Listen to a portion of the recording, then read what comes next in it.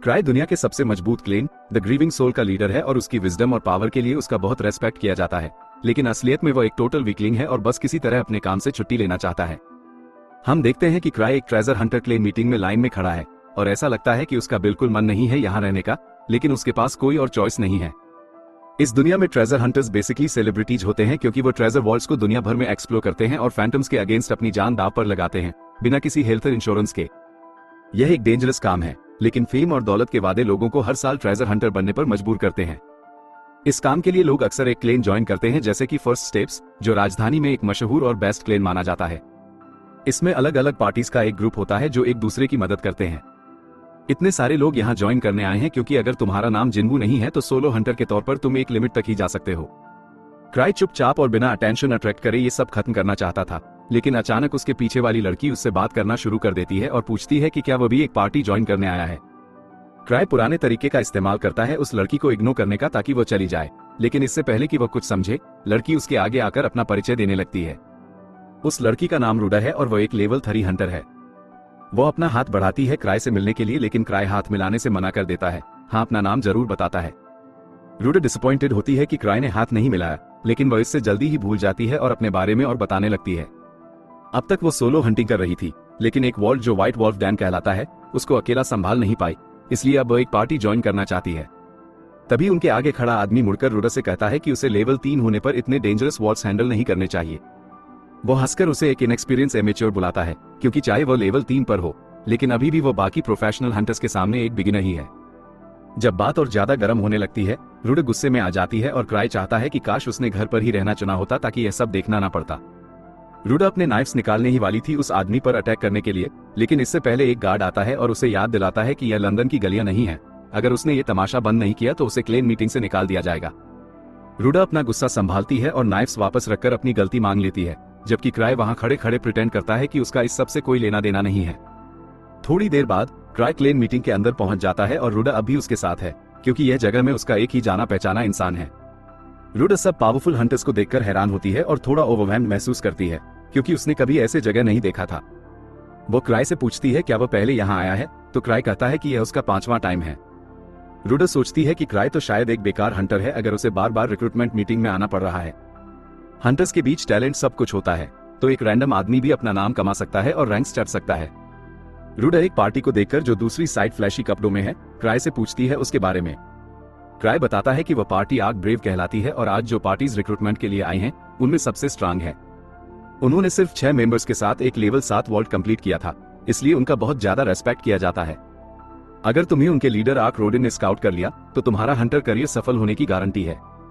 रूडा और ज्यादा इंटरेस्टेड हो जाती है और एक कोने में पड़ा खाली डेस्क देखकर क्राई से पूछती है उसके बारे में, लेकिन उससे पहले जो आदमी पहले लड़ रहा था वो वापस आ जाता है और कहता है कि वह सब कुछ समझा देगा। रूडा को उस आदमी से बात करना पसंद नहीं था, लेकिन वो फिर भी समझाने लगता है और बताता है कि वो डेस्क ग्रेस का है, जो इस क्लेन के फाउंडर्स हैं। उन्होंने कुछ साल पहले राजधानी में अपना नाम बनाया था और द ग्रीविंग सोल के नाम से मशहूर हुए थे, लेकिन बाकी लोग यह नहीं जानते कि यह लेजेंडरी पार्टी में क्राई के बचपन के दोस्त हैं और उनका जुनून सबको पागल बना देता है। कुछ अफवाहें थी कि द ग्रीविंग सोल पार्टी आज रिक्रूटमेंट करने वाली थी, लेकिन उनका स्पॉट खाली है, इसलिए क्राई सोचता है कि यह अफवाहें झूठी थी। तभी एक लड़का जो द ग्रीविंग सोल्स पार्टी में अप्लाई करने आया था नोटिस करता है कि वह लोग अभी तक नहीं आए, तो वो गुस्से में आ जाता है। उसका विश्वास है कि एक दिन वो दुनिया का सबसे मजबूत हंटर बनेगा और इसलिए उसके लिए सिर्फ द ग्रीविंग सोल ही एक ऐसी पार्टी है जो उसके लायक है।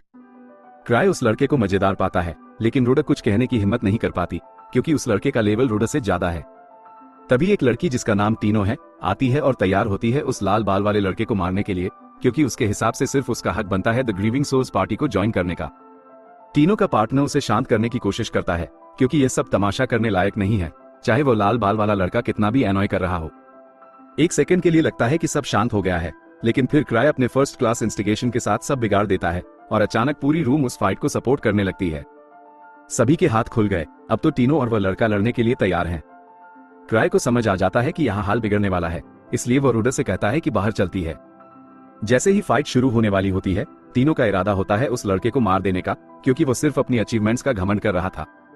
वो सोच रही थी कि मारने के बाद वो सॉल को बुला लेगी जो मर्डर चार्जेस हैंडल कर लेगा, लेकिन उसका प्लान तब बदल जाता है जब उसे एक फैमिली प्रेजेंस महसूस होती है।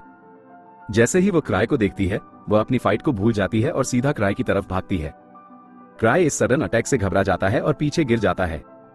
तीनों घबराहट में उसे मास्टर कहकर बुलाती है और पूछती है कि क्या उसने देखा कि उसने कैसे अपना गुस्सा खोया था वहां। तभी आग भी वहां आता है और क्राई को ग्रीट करता है क्योंकि वो उसके आने का इंतजार कर रहा था।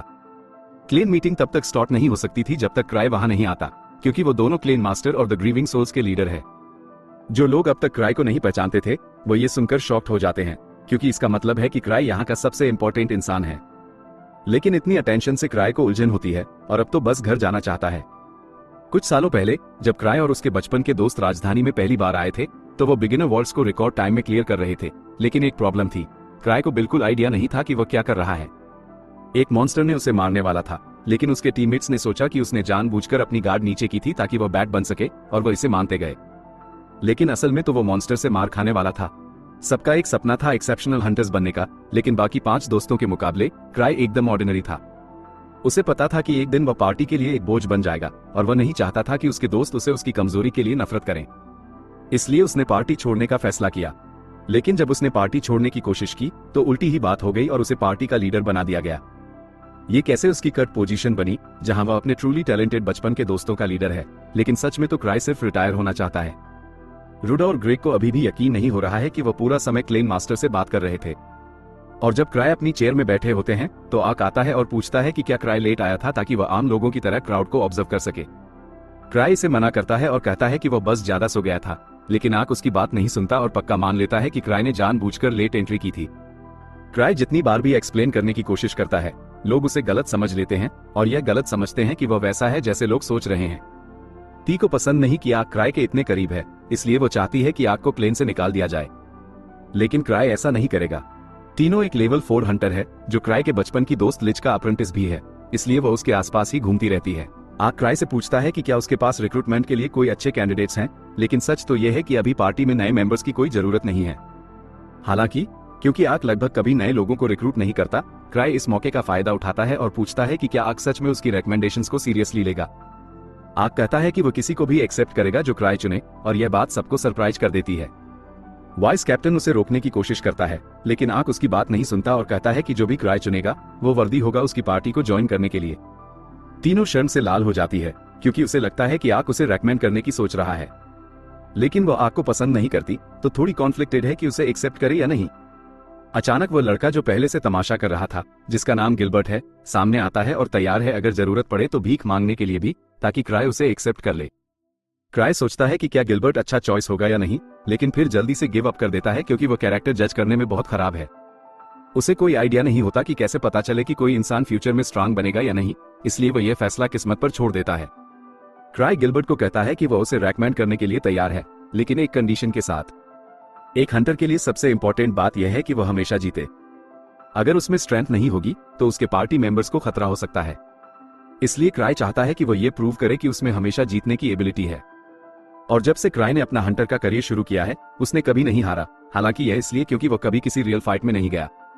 क्राई अपना एक रिंग आर्टिफैक्ट निकालता है और सब हंटर्स को अनाउंस करता है कि जो भी पहले ये रिंग आग के पास लाके देगा उसे उसकी पार्टी में एक्सेप्ट किया जाएगा। उसके बाद वह रिंग को भीड़ में फेंक देता है और काउस को अनफोल्ड करते देखने लगता है। सबसे पहले जो रिंग उठाता है वह गिलबर्ट होता है, लेकिन ये ज्यादा देर तक नहीं चलता क्योंकि 1 सेकंड बाद ही टीनो उसके ऊपर अटैक करके उसका मुंह इतना जोर से मार देती है कि वह रूम के दूसरे कोने में गिर जाता है। गिलबर्ट को अब डॉक्टर की जरूरत है, लेकिन अभी किसी का ध्यान उस पर नहीं है क्योंकि रिंग अब फ्लोर पर रोल कर रही है। शुरुआत में सब हेसिटेंट होते हैं, लेकिन जल्दी ही सब उस पर लड़ने लगते हैं। इस पॉइंट पर क्राई डिसाइड करता है कि अब उसे ये जगह छोड़ देनी चाहिए। जब वो जा रहा होता है तो बार तोड़ फोड़ हो रहा होता है, लेकिन क्राई कहता है कि यह उसका प्रॉब्लम नहीं है और वो घर चला जाता है। लेकिन अगले दिन यह उसका प्रॉब्लम बन जाता है जब बार फाइट फ्रंट पेज न्यूज बन जाती है। पता चलता है कि पूरी जगह फाइट की वजह से तबाह हो गई थी, लेकिन अच्छी बात यह थी कि कोई सिविलियन कैजुअलिटी नहीं हुई। दिन के अंत में एवा क्राई को बताती है कि एक्सप्लोरर्स एसोसिएशन उसे प्राइवेट मीटिंग करना चाहती है और क्राई को ऑलरेडी पता होता है कि इसका मतलब है कि वो उस पर चिल्लाएंगे। वो पूछता है कि आक ने यह न्यूज कैसे ली, तो एवा बताती है कि आक ने इसे काफी अच्छे से लिया और इस पर हंस दिया। क्योंकि आक नाराज नहीं है, क्राई सोचता है कि अब वो इस अच्छी मूड का फायदा उठाए और उससे बार के रिबिल्ड का बिल भेज दे, साथ ही उससे रिक्वेस्ट करे कि वो एसोसिएशन के मीटिंग को भी हैंडल करे। लेकिन एवा बताती है कि यह मीटिंग खास उसके लिए है, तो कोई तरीका नहीं है कि वो इससे बच सके, चाहे वो कितना भी इग्नोर करने की कोशिश करे। गार, जो एसोसिएशन का मैनेजर है, उसे ढूंढने में एक्सपर्ट है, इसलिए क्राई फाइनली मान जाता है कि उसे जाना पड़ेगा।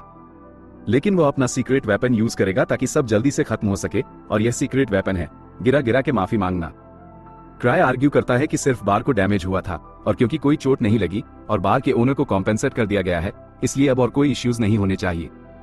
गार अभी तक उस पर चिल्लाने का मौका भी नहीं ले पाया था, लेकिन क्राई को माफी मांगते देखकर उसने फिलहाल उसे जाने दिया। लेकिन चाहे कोई ऑफिशियल कंप्लेंट्स ना हो, उसको अपने एक्शंस का रिस्पांसिबिलिटी लेना पड़ेगा और इसी वजह से गार उसे एक क्वेस्ट असाइन करता है और क्राई के पास इसे मना करने का कोई हक नहीं है।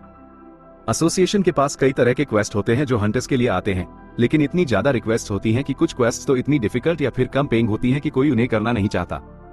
ऐसे क्वेस्ट को हंटर्स चोज कहते हैं और क्राई बिल्कुल नहीं चाहता कि उसे ऐसी कोई चोर मिली हो। तो वो ड्रामा करता है और कहता है कि वह इतना इंपॉर्टेंट है कि ऐसी छोटी मोटी चीजों में नहीं उलझ सकता। लेकिन गार उसे इस बार काम छोड़ने नहीं दे रहा, इसलिए क्राई को मजबूरन एक क्वेस्ट चुननी पड़ती है। क्राई क्वेस्ट बुक खोलता है और सबसे आसान क्वेस्ट ढूंढने लगता है। सभी अवेलेबल क्वेस्ट्स में सबसे लोएस्ट लेवल 3 है, तो वो वही चूज करता है। उसका प्लान था कि यह काम आग पर डाल दे, लेकिन जब वो उसे ढूंढने जाता है तो टीनो उसे बताती है कि आग अभी कुछ नोबल्स के साथ मीटिंग में बिजी है। आग काफी देर तक वापस नहीं आने वाला और कोई और भी यहाँ नहीं है, इसलिए अब क्राई के पास अपना काम छोड़ने के ज्यादा ऑप्शंस नहीं बचे। तभी उसकी नजर टीनो की उंगली पर पड़ती है जिसमें वो क्राई की रिंग पहनी हुई है, मतलब उसने कल का छोटा सा गेम जीत लिया था। लेकिन अभी वो बात छोड़ो, क्राई उससे पूछता है कि क्या वो अभी फ्री है। टीनो एक्साइटेड हो जाती है क्योंकि उसे लगता है कि क्राई उसे डेट पर ले जाना चाहता है, लेकिन उसकी डिसअपॉइंटमेंट के लिए क्राई उसे कहता है कि उसके लिए एक क्वेस्ट है। ये सुनते ही टीनो तुरंत भाग जाती है, लेकिन चाहे वो कितनी भी फास्ट हो, क्राई के पास अपने तरीके हैं उसे पकड़ने के। क्राई अपने चेन डॉग सिल्वर को बुलाता है और उसे टीनो को पकड़ने के लिए बोलता है। थोड़ी देर में क्राई टीनो को एक चेयर में बांध लेता है ताकि वो उसके साथ क्वेस्ट डिस्कस कर सके। टीनो को धोखा महसूस होता है क्योंकि वो सिर्फ क्राई के साथ डेट पर जाना चाहती थी, लेकिन अब वो उसे जबरदस्ती इस घटिया क्वेस्ट पर भेजने की तैयारी कर रहा है। क्राई पूछता है कि क्या प्रॉब्लम यह है कि टीनो ये क्वेस्ट अकेली नहीं करना चाहती। टीनो जवाब देती है कि अगर क्राई उसके साथ आए तो उसे कोई प्रॉब्लम नहीं होगी, लेकिन इसका मतलब होगा कि क्राई को एक्चुअल काम करना पड़ेगा जो उसके बस का नहीं है।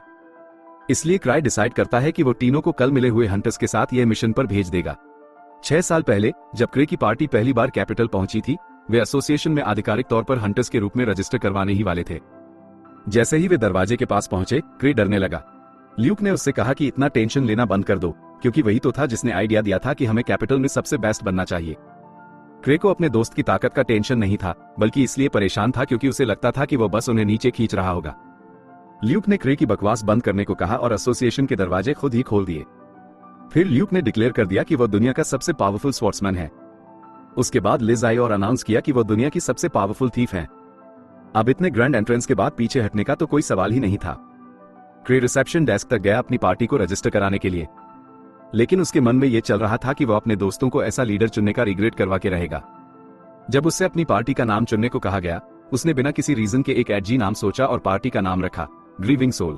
पार्टी के दूसरे लोगों को यह नाम डार्क और ग्लूमी लगा, लेकिन जब क्रे ने अपने खराब नाम रखने का बहाना बनाया लीडर बनने से बचने के लिए, तो सबने अपनी राय बदल दी और कहने लगे कि उन्हें यह नाम बहुत पसंद आया।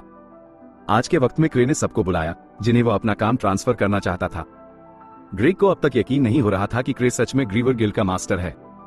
कितना भी अजीब लगे, क्रे ने अपनी पोजीशन कंफर्म की, जिसका मतलब था कि वह वही इनफेमस 1000 ट्रिग्स है जिसके बारे में सबने एसोसिएशन में सुना है। जब एक हंटर एक सर्टेन लेवल के अचीवमेंट और प्रेस्टीज तक पहुंचता है तो उन्हें स्पेशल नाम दिए जाते हैं और वे सेलिब्रिटी बन जाते हैं।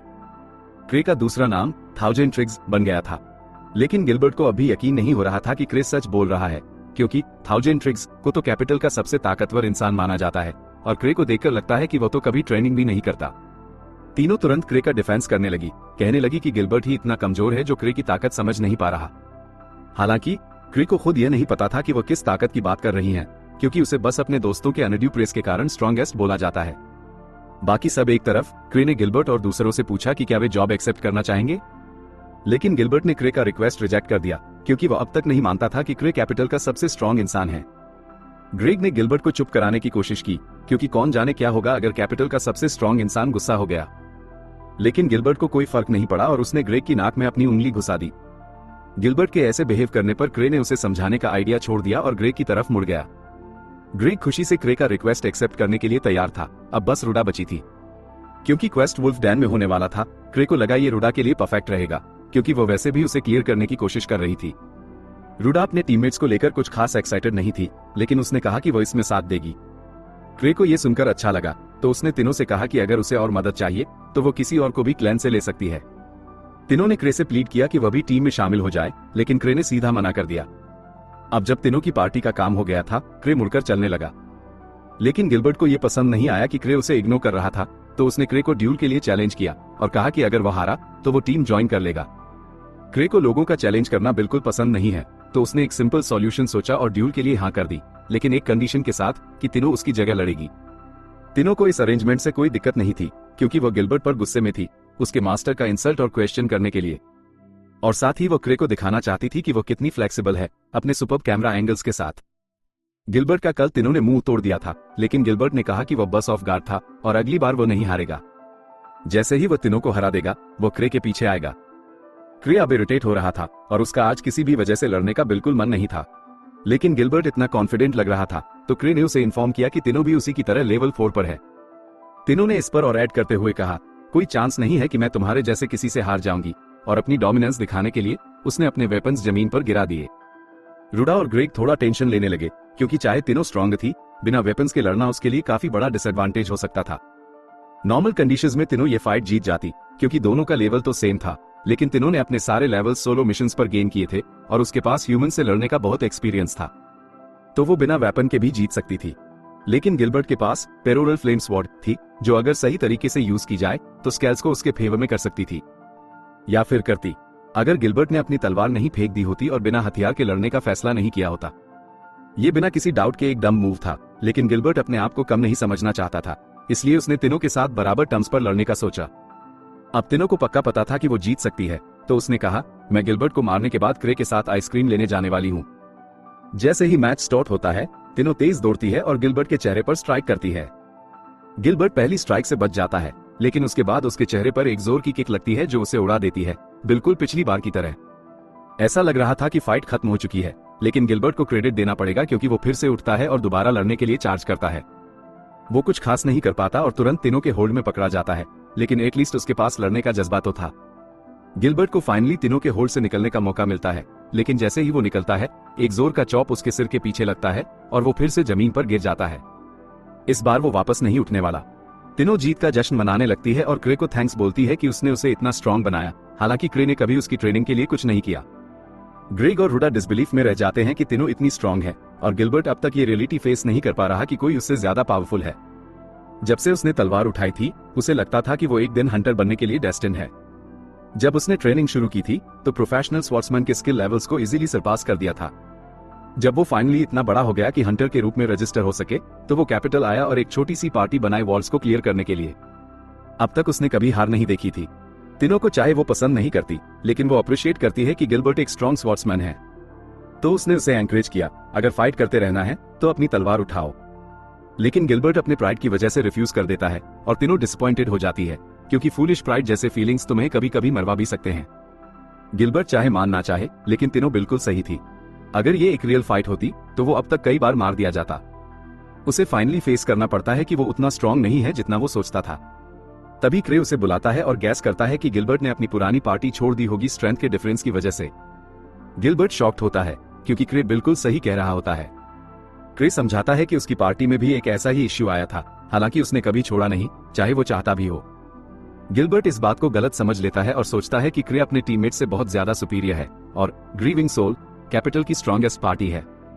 इससे गिलबर्ट का स्ट्रॉन्गेस्ट होने का मीनिंग बदल जाता है। क्रे तभी गिलबर्ट की तलवार को देखता है और उस पर हल्का सा टैप करता है, ये देखने के लिए कि वो क्या कर सकती है। फ्लेम्स तलवार से निकलने लगती हैं क्रे के कमांड पर। गिलबर्ट शॉक्ड होता है, क्योंकि जब से उसके पास ये तलवार है, उसने कभी इतनी बड़ी फ्लेम्स नहीं देखी थी, ना ही वो कभी फ्लेम्स को इतना कंट्रोल कर पाया था जितना क्रे ने किया। और क्रे ने तो तलवार को हैंडल से पकड़ा भी नहीं था। इस दुनिया में मोनोम मटेरियल एक कोर्स सब्सटेंस है, और हालांकि वो हर जगह होता है, वो नेकेड आई से नहीं दिखाई देता। लेकिन ट्रेजर वॉल्ट्स के अंदर मोनोम मटेरियल कंडेंस हो जाता है अलग अलग फिजिकल फॉर्म्स में। इसके बारे में अब तक बहुत कुछ समझा नहीं गया है। व्हाइट वुल्फ्स डैन ऐसे ही खजाने के गुफाओं में से एक है, और कहा जाता है कि वहां खून में डूबे हुए वुल्फ फैंटम्स पैदा होते हैं। क्रे खुश था कि उसने दूसरों को भेजा और खुद को वहां नहीं जाना पड़ा। एवा उससे पूछती है, क्या तुम्हें लगता है इनएक्सपीरियंस हंटर्स को वुल्फ्स डैन भेजना सही डिसीजन था? लेकिन क्रे को लगता है सब ठीक होगा, क्योंकि यह डैन बस लेवल 3 का है और उन चारों के स्किल्स काफी अच्छे हैं। वैसे भी क्रे एवा का थैंक्स करना चाहता है गिलबर्ट के बारे में दी गई इन्फॉर्मेशन के लिए, क्योंकि जब क्रे ने रैंडमली उसके पास्ट के बारे में गैस किया तो गिलबर्ट का रिएक्शन देखना बहुत फनी था।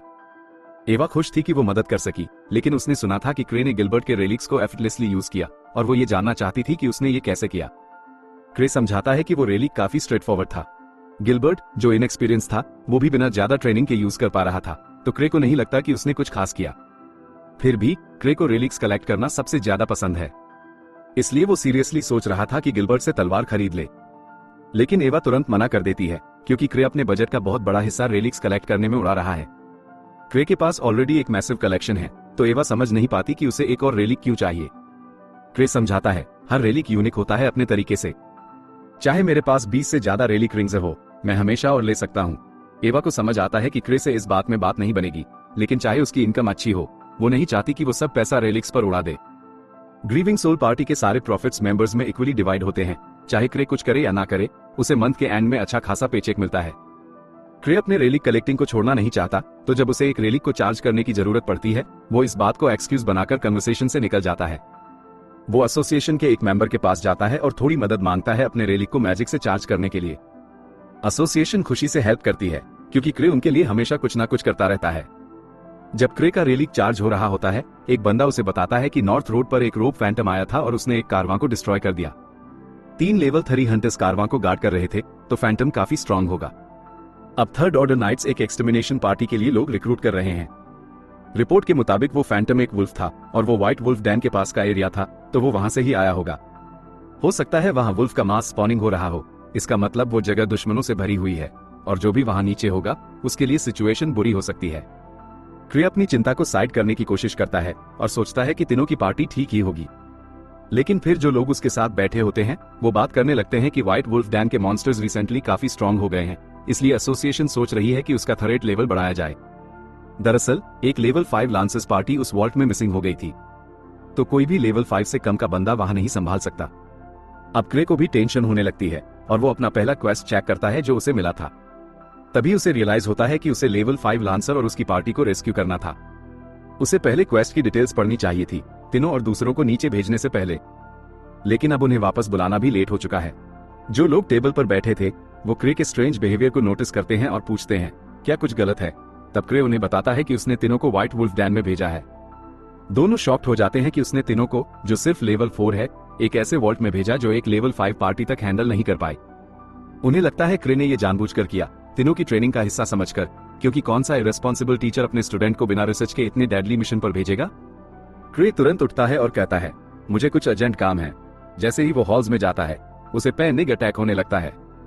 वो अपने आप को समझाता है, तीनों काफी स्किल्ड है, तो वो शायद इसे हैंडल कर लेगी, और गिलबर्ट भी स्ट्रेंथ में उसके बराबर है, जब तक वो अपनी फ्लेम स्वॉर्ड यूज कर रहा है।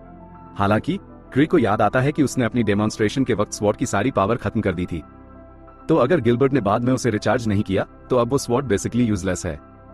जब तीनों और बाकी लोग व्हाइट वुल्फ डैन के करीब पहुंचते हैं, तो वो एक खतरनाक ऑरा महसूस करते हैं, जबकि वो अभी तक डैन तक पहुंचे भी नहीं है। तीनों को ऐसी चीज का होने का अंदाजा था, क्योंकि क्रे ने ही उसे इस मिशन पर भेजा है, इसलिए उसने एक विल लिख दी थी, इन केस वो मर जाए। लेकिन उसे पूरा यकीन है कि वो नहीं मरेगी, क्योंकि ये सब क्रे ने परफेक्टली कैलकुलेट किया होगा। उसका मानना है कि क्रे ने जो लोग इस मिशन के लिए चुने, वो भी केयरफुली प्लान किया होगा। लेकिन ग्रेग को नहीं लगता कि ये पॉसिबल है, क्योंकि क्रे ने उनसे कल ही तो मुलाकात की थी। गिलबर्ट भी एग्री करता है कि ये इम्पॉसिबल लगता है, लेकिन क्रे के बारे में कुछ भी इम्पॉसिबल नहीं है। शायद उसने सब पर रिसर्च कर ली होगी पहले ही, जब वो मिले भी नहीं थे। असल में जो पब में इंसिडेंट हुआ था, वो भी शायद उसका हिस्सा था। तो जबकि ये मिशन उनके लेवल से बहुत ज्यादा ऊपर है, तीनों को पूरा विश्वास है कि क्रे उन्हें कभी ऐसे मिशन पर नहीं भेजेगा जिसमें उनका जिंदा बचना इम्पॉसिबल हो। पर अफसोस, यही क्रे ने किया है, और अब वो अपने डिसीजन से फ्रीक आउट कर रहा है। वो डिसाइड करता है कि वो खुद जाके उन्हें रेस्क्यू करेगा, तो वो अपने हिडन रूम में जाता है और जितने रेलिक्स उठा सकता है उठा लेता है। जैसे ही वो निकल रहा होता है, एवा उसे देख लेती है। उसे लगता है क्रे ने जानबूझकर तीनों को उस डेंजरस मिशन पर भेजा था, सिर्फ उसकी टेस्टिंग के लिए। और जबकि क्रे ने यह प्लान बनाया था कि तीनों को मरने का खतरा ना हो, वो अब भी थोड़ा परेशान होगा, इसलिए वो उन्हें चेक करने जा रहा है। एवा नोटिस करती है कि क्रे शोर स्लाइम रेलिक लेकर जा रहा है, जो टेक्निकली इंपीरियल लॉ के अगेंस्ट है। लेकिन क्रे को पता नहीं है कि वो किस चीज का सामना करेगा, इसलिए वो पूरा तैयार रहना चाहता है। क्रे बैल्कनी पर जाता है और अपना विंगसूट रेलिक पहन लेता है, ताकि वो व्हाइट वुल्फ डैन तक जल्दी से जल्दी पहुंच सके। जैसे ही वो निकलता है, एवा होप करती है कि क्रे ठीक से वापस आ जाए, क्योंकि पिछला बंदा जिसने वो विंगसूट यूज किया था, वो हेड फर्स्ट एक दीवार से टकरा के मर गया था। एक लंबी और मुश्किल लड़ाई के बाद तीनों और टीम ने आखिरकार वुल्फ को हरा दिया। ग्रेग ने भी राहत महसूस की कि उन्होंने उसे गिरा दिया, लेकिन टीनो अपनी टीम के प्रदर्शन से बिल्कुल खुश नहीं थी। बस एक ही वुल्फ था, फिर भी उन्होंने कितनी स्ट्रगल की। नंबर्स एडवांटेज था उनके पास, फिर भी इतनी मुश्किल हुई। ग्रेग ने गिलबर्ट से पूछा कि उसने अपनी स्वॉर्ड फायर क्यों नहीं की, जो इस फाइट को बहुत आसान बना देता। तभी गिलबर्ट बताता है कि उसकी स्वॉर्ड आउट ऑफ माना है। ये स्ट्रेंज है, क्योंकि उसे लगा था कि कुछ दिन पहले ही उसने स्वॉर्ड को चार्ज किया था। तभी उसे समझ आता है कि क्रे के स्टंट ने शायद रेलिक को डिस्चार्ज कर दिया होगा, और यहाँ उसे चार्ज करना इम्पॉसिबल है। अब वो स्वॉर्ड बस एक नॉर्मल तलवार है। रूडा सुझाव देती है कि अब वापस चलें, क्योंकि यह मिशन पहले से ही ज्यादा डेंजरस लग रहा है जितना उन्हें बताया गया था। ग्रेग को भी लगता है कि जिन लोगों को उन्हें रेस्क्यू करना था वो तो अब तक मर गए होंगे, तो अब मिशन कंटिन्यू करने का कोई फायदा नहीं है। लेकिन टीनो बोलती है कि वो प्लान को फॉलो करेंगी, चाहे जो हो जाए। ग्रेग आर्ग्यू करता है कि उनका जिंदा बचना किसी लाश को वापस लाने से ज्यादा इंपॉर्टेंट है। लेकिन टीनो करेक्ट करती है, क्योंकि उसे पक्का पता है कि यह कोई कॉप्स रिट्रीवल मिशन नहीं है। उसे यकीन है कि रेस्क्यू टारगेट्स अभी भी जिंदा हैं वॉल्ट के अंदर, क्योंकि क्रे ने उसे इस मिशन पर भेजा है और क्रे कभी गलत नहीं होता। इनफैक्ट गिलबर्ट की स्वॉर्ड का माना ड्रेन होना भी इंटेंशनल था, क्योंकि क्रे नहीं चाहता कि वो रेलिक्स पर ज्यादा डिपेंड करें। दूसरे सब भी क्रे पर भरोसा करते हैं, तो सब टीनो को फॉलो करते हैं और मिशन को कंटिन्यू करते हैं। जब वो व्हाइट वुल्फ डैन पहुंचते हैं तो वो देखते हैं कि सब वुल्फ्स आर्मर और वेपन से फुल्ली इक्विप्ड हैं। इतने सारे वुल्फ्स को हराना अब बहुत मुश्किल होने वाला है। गिलबर्ट पहले वॉलंटियर करता है कुछ वुल्फ्स को मारने के लिए, लेकिन टीनो उसे इडियट बुलाती है, क्योंकि वो मर जाता जब तक वो पास पहुंचता। टीनो टीम की लीडर है और उसका फर्ज है कि टीम का हर मेंबर जिंदा वापस आए। इसलिए टीनो और रूडा, जो दोनों निम्बल हैं, वो वुल्फ्स की फायर को ड्रॉ करेंगी, जबकि ग्रेग और गिलबर्ट पीछे से अटैक करेंगे। रेंज वेपन्स तब तक खतरनाक नहीं रहेंगे जब वो पास पहुंचेंगे, लेकिन चाहे कुछ भी हो, टीनो किसी को सैक्रिफाइस नहीं करना चाहती। दूसरी तरफ क्रे अभी भी वुल्फ डैन की तरफ उड़ रहा है और वो होप कर रहा है कि टीनो सोमाह सर्वाइव कर जाए, चाहे उसे बाकी सबको सैक्रिफाइस करना पड़े। शुक्र है टीनो वहां नहीं थी, वरना उसने क्रे को ये कहते सुन लिया होता। वो अपनी टीम के साथ मिलकर फाइट करती रही, टीम को जिंदा रखने के लिए। जो मॉन्स्टर वो अब तक मिले, टीम ने उन्हें हैंडल किया, लेकिन इजी नहीं था। मेन रीजन जो उन्होंने वुल्फ्स को हरा दिया वो ये था कि वुल्फ्स में टीम वर्क का बिल्कुल भी सेंस नहीं था। जैसे जैसे और वुल्फ्स आते हैं, ग्रेग और गिलबर्ट कॉन्फिडेंट है कि वो सबको कट कर देंगे। टीनो एक्नॉलेज करती है कि ये पहली बार है जब वो साथ काम कर रहे हैं, फिर भी ये मैकशिफ्ट टीम सरप्राइजिंगली अच्छा काम कर रही है। उसे गिलबर्ट का एटीट्यूड पसंद नहीं है, लेकिन वो स्वॉर्ड यूज करते वक्त बहुत स्ट्रांग फाइटर है। ग्रेग के पास बहुत एक्सपीरियंस है, तो वो गिलबर्ट के साथ अच्छा कोऑर्डिनेट करता है। रूडा कॉम्बैट में ज्यादा हेल्प नहीं कर पाती, लेकिन वो और टीनो दोनों थीफ क्लास के हैं, तो रूडा रिकॉन हैंडल करती है, जिससे टीनो कॉम्बैट पर फोकस कर सकती है। उसे लगता है कि टीम का स्ट्रक्चर भी शायद क्रे ने ही केयरफुली सोचा होगा, इसलिए वो क्रे को किसी भगवान की तरह प्रे करती है। गिलबर्ट, जो एक वुल्फ से लड़ रहा था, उसे अपने पिछले टीम मेंबर्स के साथ हुई बात याद आ जाती है। उसने उन्हें डांटा था क्योंकि वो उसका साथ नहीं दे पा रहे थे। उसके टीममेट्स ने माफी मांगी और कहा कि वो उसके पेस के साथ नहीं चल पा रहे थे, इसलिए गिलबर्ट ने डिसाइड किया था कि वो टीम से अलग होकर अपना रास्ता खुद बनाएगा। डीप डाउन गिलबर्ट को पता था कि उसके पुराने टीममेट्स अपनी तरफ से बेस्ट ट्राई कर रहे थे, लेकिन उनके और उसके स्ट्रेंथ में जो गैप था वो बस बढ़ता ही जा रहा था, इसलिए वो अब उनके साथ नहीं रह सकता था। उसके बाद उसने सिर्फ सोलो हंटिंग ही की, लेकिन अब उसे समझ आया है कि किसी के साथ मिलकर काम करना कितना अच्छा फील होता है। गिलबर्ट और ग्रेग ने लास्ट वुल्फ को गिरा दिया, तो टीम आगे बढ़ती है जब तक वो एक वाइड ओपन एरिया में नहीं पहुंचते। वो अभी अंदर ही जाने वाले होते हैं, तभी टीनो सबको रोकने को बोलती है, क्योंकि उसे लगता है कि रूम में कुछ और भी है। सब पूछते हैं क्या ये वो हंटर हो सकता है जिसे वो रेस्क्यू करने आए हैं, लेकिन टीनो को लगता है कि वॉल्ट बॉस आगे है। ग्रेग सोचता है बॉस से लड़ना बहुत बड़ा रिस्क होगा, इसलिए वो सजेस्ट करता है कि फिलहाल वो सब भाग जाएं। लेकिन टीनो पॉइंट आउट करती है कि वो अब तक बिना किसी चोट के यहां तक आ गए हैं, तो एक वॉल्ट बॉस को हराना इतना मुश्किल नहीं होना चाहिए। वो ग्रेग को कहती है कि थोड़ा और हिम्मत दिखाओ, क्योंकि हमेशा सेफ खेलना उसकी ग्रोथ में हेल्प नहीं करेगा। ग्रेग मान लेता है कि उसने अपनी स्ट्रेंथ से इतनी कॉम्प्लेसेंसी डेवलप कर ली थी, क्योंकि लेवल 4 हंटर बनकर भी अच्छा पैसा कमा सकता था। उसे पहले कि उसे कुछ समझ आए, वो थोड़ी सी चैलेंज वाली सिचुएशन से भी दूर भागने लगा था। उसका ये काउर्डली बिहेवियर शायद इसलिए भी डेवलप हुआ, क्योंकि उसने अपने सब दोस्तों को फूलिश ब्रेवरी की वजह से मरते देखा था। कोई ग्रेग को ब्लेम नहीं करेगा अगर वो एक सेफ और इजी हंटर लाइफ जी रहा हो, लेकिन फैक्ट ये है कि उसने फर्स्ट स्टेप्स क्लैन ज्वाइन किया, ये प्रूफ है कि वो अभी ग्रो करना चाहता है। और क्रे ने भी शायद ये रियलाइज किया, इसलिए उसने ग्रेग को इस टीम में डाला होगा। ग्रेग को लगता है कि क्रे ने इतनी सोच के उसे टीम में नहीं डाला होगा, लेकिन फिर और क्या एक्सप्लेनेशन हो सकती है? क्रे ने रैंडमली तो उसे नहीं चुना होगा, सिर्फ इसलिए क्योंकि वो आसपास था। रूडा पूछती है कि क्या क्रे ने उसे चुनने का कोई खास रीजन था, लेकिन टीनो सिर्फ इतना ही कहती है कि रूडा के बिग मिल्कर्स हैं। थोड़ा मजाक में, इस बीच क्रे फॉरेस्ट में वुल्फ डैन के पास उड़ रहा होता है और वो होप कर रहा होता है कि टीनो और बाकी लोग वॉल्ट को देखते ही भाग जाएंगे जब उन्हें समझ आएगा कि ये एक्सपेक्टेड से ज्यादा डेंजरस है। लेकिन अब तक उसने उन्हें स्पॉट नहीं किया, इसलिए अब उसे वुल्फ डैन के अंदर जाना पड़ेगा। उसके विंगसूट पर कोई ब्रेक्स नहीं है, इसलिए वो डायरेक्टली टनल के थ्रू क्रैश करता है। तभी टीनो और बाकी लोग वॉल्ट बॉस तक पहुंचते हैं और बॉस उनके एक्सपेक्टेशन से बहुत ज्यादा बड़ा होता है। बॉस पहली मूव करता है और टीम को क्रे के ऑर्डर पर स्प्लिट होना पड़ता है और वो सब रूने के आसपास भागने लगते हैं ताकि बॉस से बच सके। डायरेक्ट एंगेज किए बिना ही उन्हें समझ आ जाता है कि ये बॉस इंसान लेवल का स्ट्रांग है। टीनो भी सोचने लगती है कि क्या वो लोग इसे हैंडल कर पाएंगे। तभी उसकी नजर वुल्फ के सिर पर एक वीक पॉइंट पर पड़ती है और वो अपने आप को याद दिलाती है कि क्रे कभी भी उसे ऐसे मिशन पे नहीं भेजेगा जो वो कंप्लीट नहीं कर सके, इसलिए वो गिव अप नहीं कर सकती। वो गिलबर्ट को चिल्लाती है और बोलती है कि वो वुल्फ के एक अटैक को ब्लॉक करे, बाकी वो हैंडल करेगी। गिलबर्ट एग्री करता है और जैसे ही वुल्फ उनके पास आता है वो उसे अपना ध्यान हटाने के लिए आगे बढ़ता है। जैसे ही वुल्फ उस पर अटैक करता है, गिलबर्ट उसे अपनी तलवार से ब्लॉक करता है। जब ग्रेग सोचता है कि वुल्फ अब डिफेंसलेस है, वो रश करता है उसके पैरों पर अटैक करने, लेकिन अफसोस वुल्फ ने उसे एक बग की तरह दूर मार दिया। दूसरी तरफ बाकी लोग ठीक काम कर रहे हैं क्योंकि वो लोग ग्रेग से ज्यादा क्विक मूव कर पा रहे हैं। कुछ सेकंड्स बाद ग्रेग फिर से उठता है और फाइट ज्वाइन करने की कोशिश करता है, लेकिन तभी उसकी स्वॉर्ड 2 टुकड़ों में कट जाती है और वुल्फ उस पर एक डेडली ब्लो करने की कोशिश करता है।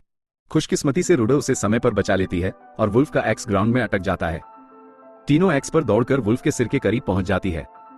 वुल्फ उसे रोकने की कोशिश करता है उसके पैर पर क्लॉस मारकर, लेकिन टीनो दर्द को इग्नोर करती है और वुल्फ के गर्दन के पीछे सीधा स्टैब कर देती है। इसके साथ ही वुल्फ मॉन्स्टर फाइनली डिफीट हो जाता है।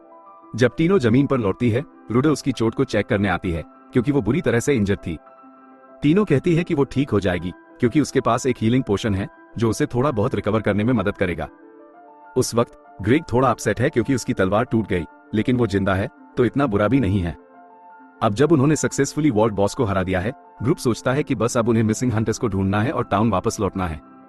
टीनो अपनी तलवार ग्रेग को देती है टेम्परेरी यूज करने के लिए, लेकिन तभी अचानक एक जायंट एरो सीधा टीनो के चेस्ट की तरफ शूट होता है। टीनो उसे बचने में कामयाब होती है, लेकिन बैटल खत्म नहीं हुआ था क्योंकि और 4 बॉसेस नए लोडआउट्स के साथ वहां आ जाते हैं। एक बॉस को हराने में ही इतनी मेहनत लगी थी, तो अब टीनो को समझ नहीं आ रहा था कि चारों का क्या करें। इसलिए वो सजेस्ट करती है कि सब लोग वहां नैरो केव में जाएं ताकि वुल्फ्स से थोड़ा सेपरेशन हो सके। प्लान सॉलिड था, लेकिन वुल्फ्स ने भी उनका प्लान पकड़ लिया और एक वुल्फ ने आगे बढ़ के केव के एंट्रेंस को ब्लॉक कर दिया। अब और कोई ऑप्शन बचा ही नहीं था, तो ग्रेग और गिलबर्ट एक दूसरे को देखते हैं और ये मुश्किल डिसीजन लेते हैं कि वो दोनों पीछे रहकर वुल्फ्स को डिस्ट्रैक्ट करेंगे ताकि रूडो और टीनो भाग सके। दोनों टीम के सबसे तेज लोग हैं, तो उनके बचने के चांसेस सबसे ज्यादा हैं। टीनो अभी भी सोच रही थी कि क्या करे, तो वो सोचती है क्रे ऐसी सिचुएशन में क्या करता। तभी उसे क्रे का दिया हुआ रिंग याद आता है और उसके दिमाग में एक आइडिया आता है। वो सबको बोलती है आज कोई अपनी जान नहीं देगा। फिर कहती है कि वो पहले वुल्फ पर चार्ज करेगी और जब वो करेगी तो सब उसे सपोर्ट करेंगे। ग्रेग और गिलबर्ट इनिशिएटिव लेते हैं और वुल्फ का ध्यान हटाते हैं, जबकि रूडो कुछ कुनाई उसकी आंख पर फेंकती है। जब वुल्फ टेम्परेरी ब्लाइंड हो जाता है, टीनो अपने शूटिंग रिंग रैलिक को एक्टिवेट करती है। उसकी हेल्प से वो वुल्फ की आंख में लेजर बीम शूट करती है जो उसे तुरंत अंधा कर देती है। ये परफेक्ट चांस था अटैक करने का, तो गिलबर्ट आगे बढ़ता है फिनिशर ग्लो देने के लिए।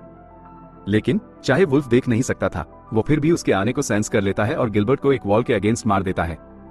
टीनो तुरंत उसके पास जाती है और चेक करती है, तो गिलबर्ट अपोलोजाइज करता है कि उसने खुद को इतना हट कर लिया। लेकिन टीनो उसे कहती है तुमने कुछ गलत नहीं किया, गलती तो मेरे प्लान की थी। अब उनके पास कोई आइडिया नहीं बचा था और लग रहा था कि उनका अंत अब ये वॉल्ट में ही होगा। लेकिन जस्ट बिफोर वुल्फ अटैक कर पाता है, वो अचानक से वॉल के अगेंस्ट जोर से क्रैश होता है। पता चलता है कि क्रे परफेक्ट स्पॉट पर लैंड करता है, लेकिन वो इतना कंफ्यूज्ड होता है कि उसे पता ही नहीं चलता जब एक वुल्फ उस पर अटैक करता है। खुशकिस्मती से क्रे के बहुत सारे रेलिक्स उसे प्रोटेक्ट करते हैं और उस पर अटैक का कोई असर नहीं होता, वरना वो अटैक उसे मार देता। लेकिन उसने बहुत सारे प्रोटेक्शन रिंग्स पहनी होती हैं, जिससे उसके पास टोटल 17 लाइव्स बची हैं। फिर वो वुल्फ की तरफ पॉइंट करता है और अपने शूटिंग रिंग्स को फुल पावर पे एक्टिवेट करता है, जो एक पावरफुल ब्लास्ट वुल्फ पर छोड़ते हैं और उसे दूर गिरा देते हैं। सब लोग क्रे की पावर से इंप्रेस्ड होते हैं, लेकिन क्रे तो बस फ्रीक आउट कर गया था और इंस्टिंक्ट पर रिएक्ट किया था। अनफॉर्चुनेटली ब्लास्ट के बाद भी वुल्फ फिर से उठ जाता है। क्रे को यह एक्सपेक्टेड था क्योंकि उसे पता है शूटिंग रिंग्स का डैमेज आउटपुट लो है। वो एक बार फिर से सराउंडेड होता है, लेकिन खुश था कि उसके पास इतने सारे प्रोटेक्शन रिंग्स हैं। लेकिन अगर उसे यहां से निकलना है तो उसे फॉरबिडन स्लाइम का इस्तेमाल करना पड़ेगा। वो अपने नेकलेस से स्लाइम निकालता है, थोड़ा इंस्पेक्ट करता है और फिर उसे वुल्फ्स के ग्रुप में फेंकता है। सबको बोलता है चलो अब भागो। टीनो का पैर पहले से ही थोड़ा इंजर्ड था, इसलिए वो यूजुअल से धीरे भाग रही थी, तो क्रे धीरे भागता है ताकि सबका पीछे से ध्यान रख सके, या कम से कम सब यही सोचते हैं, लेकिन असली में क्रे सबसे धीरे भागता है। जब वो भाग रहे होते हैं, टीनो को फ्लैशबैक आता है जब उसने क्रे से पहली बार मुलाकात की थी। तब क्रे की पार्टी ने उसे कुछ ठग से बचाया था जो उसे एज अ स्लेव बेच रहे थे। तब से टीनो क्रे की दीवाने हो गई थी और हमेशा उसकी अप्रूवल चाहती थी। इसलिए जब वो सब सेफ स्पॉट तक पहुंचते हैं, टीनो नर्वसली क्रे का रिएक्शन देख रही होती है क्योंकि वो मिशन कंप्लीट नहीं कर पाई थी। लेकिन क्रे कुछ बोलता उससे पहले रुडा बोलती है, चाहे तुम बॉसेस को नहीं हरा पाई, लेकिन तुमने लीडर के तौर पे कमाल की। क्रे भी एग्री करता है, हाँ तुमने बहुत अच्छा किया। वैसे भी मैंने तो एक्सपेक्ट किया था कि अब तक सब मर चुके होंगे। टीना बहुत खुश थी जब उसकी तारीफ हुई, लेकिन फिर क्रे को उसके पैर पर लगी चोट दिखती है। क्रे तुरंत अपना एक हीलिंग रैलिक यूज करता है ताकि टीना वापस फुल स्ट्रेंथ में आ जाए। ग्रेग पूछता है, क्रे क्या तुम बॉसेस को हराओगे? लेकिन क्रे कहता है, नहीं, अभी ये बेस्ट ऑप्शन नहीं है। वो सबको कहता है, बस मेरे पीछे चलो। अब क्रे को रेस्क्यू मिशन की भी परवाह नहीं है, बस वो यहां से निकलना चाहता है। लेकिन प्रॉब्लम यह है कि उसे एग्जिट का पता ही नहीं है, तो अगर वो बस सबको घुमा रहा है शकल में। टीनो और रुडा दोनों चोर हैं, तो ग्रेग चाहता है कि वे कुछ रिकॉन करें या कुछ तो करें, लेकिन उन्हें पूरा विश्वास है कि क्रे को पता है वे कहां जा रहे हैं, चाहे क्रे को खुद ना पता हो। तभी गिलबर्ट बोलता है, इतना कुछ सीखने के बाद मुझे यकीन है कि ग्रेट क्रे को जरूर पता होगा वो क्या कर रहा है, लेकिन उसे ऐसा लगता है जैसे वो सब बस इधर उधर भटक रहे हैं। गिलबर्ट पूछता है, क्या क्रे हमें एग्जिट तक ले जा रहा है? पर क्रे जवाब देने से पहले टीनो बोलती है, ये रास्ता एग्जिट तक नहीं जाता। उसे दिशा का एक रफ आइडिया है क्योंकि उसने मैप देखा था और उसे पता है कि हम उल्टा डायरेक्शन में जा रहे हैं। लेकिन टीनो सोचती है क्रे के पास कोई वजह जरूर होगी ऐसे चलने की। रुडा को भी पूरा विश्वास है क्रे पर, लेकिन वो चाहती है क्रे कम से कम बता दे कि हम जा कहां रहे हैं। पर क्रे चुप ही रहता है। आखिरकार वो लोग एक फोक्ड रास्ते तक पहुंचते हैं। क्रे रैंडमली एक पाथ चुनता है और सब लोग शॉक में हैं। क्रे उन्हें डायरेक्टली इंजर्ड हंटर्स के पास ले आया जिनको रेस्क्यू करने आए थे। ऑफ कोर्स क्रे को अब तक ये नहीं पता था कि वो क्या कर रहा था, लेकिन जब उसने देखा सब लोग इंजर्ड हंटर्स की मदद कर रहे हैं, तो वो अमेज्ड हो गया कि टीनो को कैसे पता चल गया, क्योंकि वो तो कभी नहीं देख पाता। इंजर्ड पार्टी का लीडर डेव है जो टीनो को थैंक यू बोलता है उन्हें रेस्क्यू करने के लिए। लेकिन टीनो कहती है, थैंक तो क्रे को करना चाहिए, हम यहाँ उसके बिना नहीं पहुंच पाते। क्रे कोशिश करता है समझाने की, मैंने बस अंदाजा लगाया था, मुझे कोई प्रेज नहीं चाहिए, पर कोई उसकी बात नहीं मानता। सब सोचते हैं कि वो बस मॉडेस्ट बन रहा है। इसके बाद रुडा इंजर्ड हंटर्स को कुछ पोशंस देती है ताकि वो रिकवर कर सके, लेकिन उन्हें अभी काफी एनर्जी की जरूरत है क्योंकि वो दिनों से कुछ नहीं खाए हैं। तभी क्रे को एक परफेक्ट सॉल्यूशन सूझता है। उसके पास एक मैजिक बैग है जो सिर्फ चॉकलेट स्टोर करता है और उसमें इन्फिनिट चॉकलेट्स हैं। लेकिन ये बैग सिर्फ इस एक सिचुएशन में काम आ सकता है, वरना यूजलेस है। क्रे डेव से कहता है, मैं खुश हूं तुम सब ठीक हो। जब मैंने सुना था कि एक लेवल 5 पार्टी इस डंजन में गायब हो गई थी तो मैं चिंता में था। डेव कहता है, हम बस मुश्किल से बचे हैं। गिलबर्ट को यह बात मुश्किल लगती है क्योंकि वो सोचता है कि वोल्स तो स्ट्रांग थे, पर एक लेवल 5 पार्टी ऐसे मॉन्स्टर से कैसे हार सकती है। पर डेव वोल्स की बात नहीं कर रहा था, वो एक छोटे फैंटम की बात कर रहा था जो बोन्स से कवर था और जिसने उनकी पार्टी को अकेले ही तबाह कर दिया। जो भी वो चीज थी वो एक पूरे ग्रज का एम्बॉडीमेंट थी। उसने पूरी वॉल्ट को कंट्रोल कर लिया था और वो मोस्ट लाइकली सिल्वर मून की कस थी। उस मॉन्स्टर में इतना रिसेंटमेंट था सब मॉन्स्टर्स के लिए जो मर गए थे कि वॉल्ट के अंदर वो और भी ज्यादा पावरफुल हो गया। डेव कहता है, हमारी पार्टी टॉप की है स्ट्रेंथ के मामले में, पर हम सब उस बीस्ट के सामने बिल्कुल हेल्पलेस हो गए थे। उस मॉन्स्टर को तो मैं ग्रीविंग सोल्स के मेंबर 1000 स्वॉर्ड्स का राइवल मानूंगा। 1000 स्वॉर्ड्स को सबसे स्ट्रांग स्वॉर्ड्समैन माना जाता है कैपिटल में। उसने सारी ऑर्थोडॉक्स स्वॉर्ड टेक्निक्स सीखी हैं और उन टेक्निक्स से और भी नए टेक्निक्स डेवलप किए हैं। वो अकेले वुडन स्वॉर्ड से ही दुश्मनों को धड़ाधड़ मार सकता है। ल्यूक को लाइटली नहीं लिया जा सकता, तो क्रिस सोचता है ये थोड़ा ज्यादा एक्सेजरेशन है कि एक फैंटम उसके बराबर हो सकता है, क्योंकि अगर ऐसा फैंटम वाकई में एग्जिस्ट करता तो ल्यूक उसको कब का मार देता। पर जब फैंटम ने एक लेवल 5 पार्टी को इजीली हरा दिया, क्रे को लगता है कि टीनो और उनकी पार्टी उसके अगेंस्ट जीत नहीं पाएगी। इसलिए क्रे सोच रहा होता है, काश मैंने ये जॉब आप पे डाल दी होती, अब मुझे इससे डील नहीं करना पड़ता। डेव आगे बोलता है, वो मॉन्स्टर हमारे साथ बस खेल रहा था, इसलिए हमें तुरंत नहीं मारा, पर अगर हम उसको दोबारा मिले तो इस बार वो बिना किसी डाउट के हमें खत्म कर देगा। रुडा क्रे की तरफ मुड़ती है और उससे पूछती है, अब हमें क्या करना चाहिए? लेकिन क्रे अंदर से पूरा फ्रीक आउट कर रहा है क्योंकि उसने कभी सोचा ही नहीं था कि ऐसी सिचुएशन हैंडल करनी पड़ेगी। थोड़ी देर के लिए वो बस ब्लैंक स्पेस में घूरता रहता है, फिर एक आइडिया आता है उसके दिमाग में। क्रे रुडा को कहता है, सबसे पहले इंजर्ड लोगों की सेफ्टी जरूरी है, तो हमें वॉल्ट से निकलना चाहिए, ऊपर से, क्योंकि ये मिशन पहले से ही टीनो का था। वो उससे कहता है, अब तुम ही इंचार्ज हो यहां से। टीनो को लगता है कि वो लीडर बनने के लायक नहीं है जब क्रे जैसा ग्रेट लीडर वहां हो, लेकिन क्रे इंसिस्ट करता है कि अब टीनो ही लीड करे क्योंकि वो खुद नहीं करना चाहता। आखिरकार टीनो एग्री कर लेती है कि वो लीडर का रोल ले लेगी और क्रे की बात से सहमत होती है कि वॉल्ट से निकलना चाहिए। अब वो सबको एग्जिट तक ले जाने वाली है और वो जल्दी वहां पहुंचेंगे क्योंकि क्रे ने उसका पैर ठीक कर दिया था। पर क्रे उसे याद दिलाता है, याद रहे ग्रुप में इंजर्ड लोग हैं, तो इतनी तेज मत दौड़ो कि वो लोग फॉलो ही ना कर पाए। क्रे ये बात अपने फायदे के लिए बोल रहा था क्योंकि वो टीनो की फुल स्पीड के साथ कभी मैच नहीं कर सकता जब वो इतना आउट ऑफ शेप है। थोड़ी देर वॉल्ट के अंदर चलने के बाद टीनो सबको बताती है कि हम एग्जिट के पास आ रहे हैं। अब तक काफी लकी रहे हैं क्योंकि डेडली फैंटम नहीं मिला, लेकिन अगर वो आ गया, डेव वादा करता है कि वो सबको टाइम बाय करने के लिए शील्ड बनेगा ताकि सब भाग सकें। थियो उसे एश्योर करता है वो जरूरत नहीं पड़ेगी, जब तक क्रे हमारे साथ है मैं श्योर हूं सब जिंदा बच के निकलेंगे। पर क्रे को बिल्कुल भी कॉन्फिडेंस नहीं है कि सब बचेंगे। सच तो यह है कि अगर वो मॉन्स्टर सामने आ गया तो क्रे तो सीरियसली सोच रहा है कि बस टीनो को पकड़ के भाग जाए और बाकी सबको छोड़ दे। अभी के लिए क्रे थोड़ा ऑप्टिमिस्टिक रहने का सोचता है। उसके पास अभी 5 सेफ्टी रिंग्स हैं, तो कम से कम वो कुछ देर के लिए सर्वाइव कर सकता है अगर फाइट करनी पड़ गई तो। लेकिन उसके पास कोई और यूजफुल रिलिक्स नहीं है। शॉर्ट रिंग्स काम नहीं करते और उसका एकलौता स्वॉर्ड रिलिक्स तो उसने यहाँ उड़ते हुए ड्रॉप कर दिया था। ऑप्टिमिस्टिक रहना काफी मुश्किल हो रहा था। तभी सबको एक अजीब सी फीलिंग होती है कि कुछ उनकी तरफ आ रहा है, तो सब बैटल स्टांस में आ जाते हैं। क्रे टीनो के सामने खड़ा हो जाता है ताकि उसे बचा सके। उसके पास कोई अटैक रिलिक्स तो नहीं है, पर अगर जरूरत पड़ गई तो वो अपने बॉडी को एक ह्यूमन मिसाइल बना के उसे विंग सूट के साथ अटैक करेगा। तभी केव का ऑरा शिफ्ट होता है, फैंटम उनकी तरफ बढ़ने लगता है। सब डर गए हैं क्योंकि उन्हें अभी से लग रहा है कि उनका कोई चांस नहीं उस चीज के सामने। लेकिन टीनो को फैंटम के पीछे एक और भी ज्यादा टेराफाइंग फिगर दिखाई देती है और एक सेंस ऑफ डूम उस पर छा जाती है। टीनो क्रे से घबरा के गुजारिश करती है, प्लीज क्रे कुछ करो। क्रे को लगता है वो सेकंड फिगर कौन है, पर वो कंफ्यूज है, डरा हुआ नहीं। उसे समझ नहीं आ रहा कि वो यहाँ क्यों आए हैं।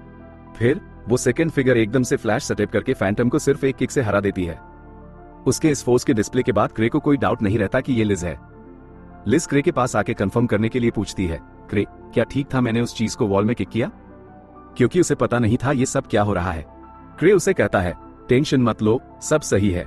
लिज खुश होती है ये सुन के और फिर कहती है, मैंने तुम्हारा एक स्वॉर्ड रेलिक्स रास्ते में गिरता हुआ देखा, वो ले आए हूं। रूडा और ग्रेग तुरंत समझ जाते हैं कि लिज कौन है, लेकिन डेव को उसके बारे में पता नहीं होता। इस बात पर लिज गुस्सा हो जाती है। हंटर्स जो ग्रीविंग सोल्स के बारे में नहीं जानते। लिज पहले से ही बुरा दिन गुजार रही थी क्योंकि वो सिर्फ क्रे को देखने के लिए घर तक दौड़ के गई थी और फिर उसे पता चला कि क्रे वॉल्ट में चला गया है। पहले तो लिज को लगा क्रे बस ज्यादा सोच रहा है क्योंकि उसे पूरा यकीन था कि टीनो अपना मिशन अकेले हैंडल कर लेगी। लेकिन अब सोचो लिज कितनी डिसअपॉइंटेड हुई जब उसने देखा कि टीनो एक छोटी सी वॉल्ट भी अकेले हैंडल नहीं कर पाई। गिलबर्ट टीनो का साइड लेने की कोशिश करता है और कहता है टीनो ने कुछ गलत नहीं किया, लेकिन लिज को सुनना ही नहीं है। वो गिलबर्ट को सीधा वॉल में किक कर देती है और वो मार के इतना गिर जाता है कि लगभग डेथ के करीब होता है। अब जब कोई डिस्ट्रैक्शन नहीं बचा, लिज वापस टीनो को डांटती है, इतनी ट्रेनिंग के बाद भी तुम इतनी वीक कैसे हो सकती हो? टीनो माफी मांगने लगती है और क्रे से ये सब देखना मुश्किल हो रहा है क्योंकि लिज टीनो पर काफी टफ हो रही थी। जब तक लिज टीनो पर चिल्लाती रह रही थी तब तक फैंटम अपने किक से रिकवर कर लेता है और ग्रेग और रूडर गिलबर्ट पर हीलिंग पोशंस डाल रहे थे ताकि वो लिज के किक से बच रहे। क्रे नहीं चाहता था कि टीनो को भी एक और किक लगे, तो वो लिज को शांत करने की कोशिश करता है और कहता है, लिज टीनो पर गुस्सा होने की जरूरत नहीं है। मैंने उसे हंटर्स को बचाने भेजा था और उसने अपना मिशन पूरा किया है। उसे इनकम्पिटेंट कहना गलत होगा। जब लिज ये सुनती है उसका सारा गुस्सा एकदम से गायब हो जाता है। वो क्रे से पूछती है, क्या सच में टीनो ने अच्छा काम किया? क्रे उसे एश्योर करता है, हाँ टीनो ने मुझे इम्प्रेस किया। और जब इम्प्रेसिव लोगों की बात चल रही थी, क्रे लिज को भी कांग्रेचुलेट करता है कि उसने फाइनली अपने अटैक्स को कंट्रोल करना सीख लिया है। लिज को ये तारीफ सुन के बहुत खुशी होती है, पर वो अभी ये नहीं समझ पाई कि कुछ अटैक्स को वीक करने का क्या फायदा है। लेकिन क्रे के बार बार कहने पर उसने अपने स्ट्राइक्स को रोकना सीख लिया था। क्रे खुश है कि उसने उसकी एडवाइस ली, लेकिन वो अभी भी थोड़ा काम करना पड़ेगा क्योंकि गिलबर्ट अभी क्रिटिकल कंडीशन में था उसके वार्निंग शॉट की वजह से। टीनो फिर से सबके लिए माफी मांगती है जो उसने किया, लेकिन अब लिज उस बात पर गुस्सा नहीं है। लिज कहती है, टीनो तुम में टैलेंट तो है, लेकिन तुम्हें अपनी स्ट्रेंथ के कमी को पूरा करने के लिए और ज्यादा मेहनत करनी पड़ेगी। तब तक फैंटम एक वुल्फ बॉस के साथ रीग्रुप कर लेता है और ग्रुप पर अटैक करने की तैयारी कर रहा था। लेकिन जब सब डर गए, लिज बस एनॉयड हो गई क्योंकि मॉन्स्टर ने मशीन गन निकाल ली जैसे कि वो कुछ कर पाएगा। लिज अपना मास्क उठाती है और जब वुल्फ फायरिंग शुरू करता है, लिज वहां चुपचाप खड़ी रहती है क्योंकि बुलेट्स इतनी स्लो थी कि वो उसके लिए कोई थ्रेट ही नहीं थी। जब तक गन का एमो खत्म होता, लिज वहीं खड़ी रहती है, बिल्कुल सेफ। और उसके हाथ में कुछ बुलेट्स होती हैं और उसने इतना टाइम भी निकाल लिया था कि बाकी बुलेट्स का एक पैटर्न बना दिया था। पहले लिज का गुस्सा चला गया था, लेकिन अब जब उसे पता चला कि टीनो एक गन वाले मॉन्स्टर से हार रही थी, उसका गुस्सा वापस आ गया। लिज तो 10 साल की उम्र से ही बुलेट्स डोज कर रही थी, तो उसके लिए ये एक इंसल्ट था कि एक मॉन्स्टर उस पर गन पॉइंट करे और सोचे कि वो काम करेगी। लिज ये सब दिखाने वाली थी कि एक फैंटम को हराना कितना आसान है। लिज एक बैकफ्लिप करती है हवा में और नीचे आते हुए सीधा वुल्फ के बीच से किक मार के उसे 2 हिस्सों में बांट देती है, जिससे वो एक्सप्लोड हो जाता है। ये उसके लिए बिल्कुल मुश्किल नहीं था, तो वो समझ नहीं पाई कि टीनो ने पहले ही ये क्यों नहीं किया। जब लिज बात कर रही थी, फैंटम ने अपनी तलवार निकाली और लिज पर चार्ज किया। लेकिन पहले जैसे ही लिज को लगता था ये फैंटम भी टीनो के लिए इजी होना चाहिए था। लिज ने उसके स्वॉर्ड को 2 उंगलियों से पकड़ लिया, फिर एक नी स्ट्राइक मार के उसे हवा में उछाल दिया और उस पे एक के बाद एक पंच लगती रही। इस बीच वो टीनो को सुनती रहती है कि वो इतनी वीक क्यों है। टीनो रो देती है और क्रे को उसके लिए बुरा लगता है, लेकिन लिज के साथ ट्रेनिंग करना ऐसे ही होता है। लिज दुनिया की सबसे फास्ट हंटर है और उसकी इनक्रेडिबल स्पीड ने उसे स्टिफल शैडो का निकनेम दिया। जब सब खत्म हो जाता है, टीनो, ड्रेग, रुडा और गिलबर्ट सब गिल्ड में मिलते हैं। गिलबर्ट सबको बताता है कि वो अपना फ्लेम स्वॉर्ड क्रे को देना चाहता है, क्योंकि उसने सीखा है कि वो उस स्वॉर्ड पर ज्यादा डिपेंड करता था। अब वो अपने बॉडी को 0 से ट्रेन करेगा जब तक वो लिज की तरह बुलेट्स पकड़ने लायक नहीं बन जाता। सबको लगता है कि वो कभी नहीं कर पाएगा, लेकिन अगर वो सच में लिज की तरह बनना चाहता है तो टीनो सोचती है कि उसे मास्क के बारे में कुछ बताना चाहिए। सबको लगता है कि क्रे ने ये मास्क जानबूझकर ऑर्डर किए थे ताकि पार्टी के सेंसेस शार्प हो जाएं। लेकिन असल में जब क्रे ने ग्रीविंग सोल्स के लिए 6 साल पहले मास्क ऑर्डर किए थे तो वो आई होल्स काटना भूल गया था। तो पार्टी के सब लोग अंधे बन के फाइट करते हैं। अब जब एक संकट तो टल गया, पर वो सिट्री स्लाइम जो क्रे ने डिस्ट्रैक्शन के लिए इस्तेमाल किया था, ये स्लाइम क्रे की बचपन की दोस्त सिट्री स्मार्ट ने बनाया था, जो दुनिया की सबसे बड़ी एल्केमिस्ट है। उसके एक एल्बोरेट एक्सपेरिमेंट के चक्कर में ये स्लाइम क्रिएट हो गया और उसने सोचा क्रे को सेफ रखने के लिए दे देती हूँ। उस वक्त क्रे को इसे अपने पास रखने में कोई प्रॉब्लम नहीं थी, क्योंकि यह बस एक होमलेस स्लाइम का वायल लग रहा था। पर जैसे ही उसने इसे खोलना ट्राई किया, सिट्री ने मना कर दिया और कहा कि अगर यह रिलीज हो गया तो पूरा कैपिटल डिस्ट्रॉय हो सकता है। और जैसा कि तुम जानते हो, क्रे ने इसे रिलीज कर दिया। अब वो सदमे में है और उम्मीद कर रहा है कि वो स्लाइम मैजिकली वापस उसके रूम में आ जाए, पर उसका लक उसके साथ नहीं है। अब वो अपने बेड पर बैठकर इस बारे में लॉजिकली सोच रहा है। जब उसने व्हाइट वुल्फ्स डैन में वायल खोला था तो कुछ भी नहीं था अंदर। जब से सिट्री ने इसे दिया था तब से वो इसे अपने सेफ में लॉक करके रखा था। तो अब बस एक कंक्लूजन बचता है, शायद वो वायल पहले से ही खाली था, तो चिंता की कोई बात नहीं है। कम से कम वो तो यही सोचता है। उसी बीच व्हाइट वुल्फ डैन में एक इन्वेस्टिगेशन टीम एसोसिएशन ने भेजी है, क्योंकि वहां कुछ अजीब हो रहा है और उन्हें इसके तह तक जाना है। क्रे इतना वरीड था स्लाइम के चक्कर में कि पिछली रात वो ठीक से सो भी नहीं पाया। जब वो हॉल में चल रहा था तो वो एवा से टकराता है, जो उसे बताती है कि गर चाहता है कि वह व्हाइट वुल्फ डैन में जो हुआ उसका डिटेल रिपोर्ट दे। क्रे को रिपोर्ट देने का बिल्कुल मन नहीं है, तो वो पूछता है क्या टिनो कर सकती है ये, क्योंकि टेक्निकली वो टीम लीडर थी उस मिशन की। एवा ने भी पहले टिनो को ही पूछना था, पर वो अभी लिज के साथ ट्रेनिंग में बिजी है। एवा भी बेवकूफ नहीं है, तो वो वहां पे नहीं गई। एक अलग बात पे क्रे एवा से पूछता है क्या उसने कैपिटल में कोई अजीब नोटिस किया है लेटली, पर उसे कोई आइडिया नहीं है क्योंकि कैपिटल तो काफी शांत चल रहा है। क्रे कहता है कोई बात नहीं, अगर कुछ नहीं हुआ तो, क्योंकि वो एक्चुअली चाहता है कि सब कुछ शांत ही रहे। पर अब क्योंकि क्रे ने यह बात उठाई है, एवा कहती है वो अपने सब रिसोर्सेज लगा देगी किसी भी एनोमली को ढूंढने में। क्रे उसे रोकने की कोशिश करता है, क्योंकि वो नहीं चाहता कि उसे सिट्री का स्लाइम खो गया है ये पता चले। जब वो ट्रेनिंग हॉल में टिनो को चेक करने जा रहा होता है तो एवा कहती है कि चाहे क्रे कितना भी लेजी लगे, जब भी natural disaster, treasure vault anomalies या पॉलिटिक्स की बात हो, वो हमेशा बिना ज्यादा इंफॉर्मेशन के एक्यूरेट प्रेडिक्शंस करता है। पहले तो एवा को लगा यह एक कोइंसिडेंस है, पर जब वो बार बार सही निकला तो एवा उस पर पूरी तरह भरोसा करने लगी। अगर वो कुछ कैपिटल में होने का चिंता कर रहा है तो कुछ बड़ा जरूर होने वाला है। जैसे ही क्रे ट्रेनिंग हॉल में जाता है, वो देखता है वहां कुछ हंटर्स वेट कर रहे हैं। उनका लीडर उससे हेल्प मांगता है, क्योंकि उनमें से कोई भी आज ट्रेन नहीं कर पाया है लिज के ट्रेनिंग के चलते। सेवन कहता है उसको रोकने का कुछ उपाय करो, पर लिज जब अपनी बैटल मोड में होती है तो सबको डर लगता है। क्रे को भी पता है कि सेवन की फीलिंग्स वैलिड हैं, क्योंकि कोई भी लिज से पंगा नहीं लेना चाहता। पर बाकी ग्रीवर्स वापस नहीं आए हैं और अगर वह नहीं रोकता तो लिज सच में टिनो को मार देगी। क्रे को लगता है कि सेवन बस बड़ा चढ़ा के बोल रहा है, क्योंकि लिज सच में टिनो को नहीं मारेगी। पर जैसे ही वह दरवाजा खोलता है, वह देखता है टिनो फर्श पे पड़ा है और लिज बस उसका स्कल क्रश करने वाली थी। उस वक्त क्रे ने इंटरप्ट कर दिया। लिज खुश हो जाती है क्रे को देख के, पर वो बोलती है मैं बिजी हूं। लिज को लगता है कि टिनो में पोटेंशियल तो है, पर वो हमेशा कंप्लेन करती रहती है। ब्रोकन बोन्स के चक्कर में इतना वीक बिहेव करना छोड़ दो। जब लिज बच्ची थी तब वो टिनो से बहुत ज्यादा स्ट्रांग थी, तो अब उसे समझ ही नहीं आता कि टिनो क्यों इतनी कमजोर है। क्रे एग्री करता है कि लिज उस एज में टिनो से ज्यादा स्ट्रांग थी, पर अभी तो टिनो अपनी लिमिट पर है। तो क्रे सजेस्ट करता है कि लिज आज की प्रैक्टिस खत्म कर दे और टिनो को थोड़ा ब्रेक दे। लिज क्रे के बिल्कुल पास आके पूछती है तुम मुझे टिनो को ट्रेन करने से रोक रहे हो क्या? क्रे कैलमली जवाब देता है कि हाँ, वो यही चाहता है। लिज फाइनली मान जाती है और कहती है कि वो टिनो को अभी के लिए छोड़ देगी। पर जब लिज जाने को तैयार होती है, टिनो अपने आप को वीक नहीं दिखाना चाहती क्रे के सामने, तो वो खुद को उठाती है और कहती है कि वो अभी भी कंटिन्यू कर सकती है। इस पॉइंट पे क्रे लिज को रोक नहीं सकता, तो वो बस ट्रेनिंग हॉल का दरवाजा लॉक करके सेवन और बाकी सबको बोलता है कि आज वो ट्रेनिंग हॉल यूज नहीं कर पाएंगे। सेवन मान जाता है कि कुछ नहीं हो सकता, पर उन्हें लगता है कि अगर टिनो स्ट्रांग हो गई तो वो सबके लिए अच्छा ही होगा। क्रे का काम अब यहाँ खत्म हो गया था, तो वो निकलने ही वाला था, पर सेवन उसे रोकता है और मेंशन करता है कि नॉर्डर्न रूट पे फैंटम्स का कब्जा हो गया है। नाइट्स ऑर्डर का एक टीम वहां भेजा गया था इन्वेस्टिगेशन के लिए, पर वो टीम उसमें क्रश हो गई। क्रे को याद आता है कि उसने कुछ ट्रेवलर्स के बारे में सुना था जो व्हाइट वुल्फ डैन के पास फैंटम्स का शिकार हुए थे, पर अब उसे लगता है कुछ तो डेफिनेटली ऑफ है। शायद इसीलिए गर उसे मिलना चाहता है, पर वो काम करने का मूड में नहीं है और सोचता है कि काश आक यहाँ होता तो वो सब हैंडल कर लेता। आक स्मार्ट है, स्ट्रांग है और लोग उसे ट्रस्ट भी करते हैं, एक लीडर और फाइटर दोनों की तरह। तो क्रे को पूरा यकीन है कि वो सब फिक्स कर लेगा जब वापस आएगा। तब तक क्रे बस टाइम पास करने का प्लान बना रहा है ताकि उसे ये केस असाइन ना हो। सेवन क्रे के कैल्म एक्सप्रेशन को देखता है और सोचता है कि क्रे ऑलरेडी सॉल्यूशन प्लान कर रहा है, पर असल में क्रे बस ये प्लान कर रहा है कि सेवन को गर के पास भेज दे और होप करता है कि गर उसे ही मिशन असाइन कर दे। क्रे कैजुअली सजेस्ट करता है कि सेवन गर के ऑफिस जाए और एक मिशन ले ले, क्योंकि आज ट्रेनिंग तो पॉसिबल नहीं है। और वह ये भी कहता है कि वह गर को ये बताए कि क्रे इतना बिजी है कि मीटिंग अटेंड नहीं कर सकता। ये कह के क्रे निकल जाता है, पर सेवन को अभी समझ नहीं आता कि क्रे क्या सोच रहा है। उसका जूनियर सोचता है कि क्रे बस एक ऐसा लीडर है जो अपने सबॉर्डिनेट से काम करवाता है और खुद पीछे रहता है। सेवन कहता है कि वह हमेशा से ऐसे ही है, पर इंपॉर्टेंट यह है कि वह हमेशा पीछे रह के क्लैन को स्मूथली चलाता है।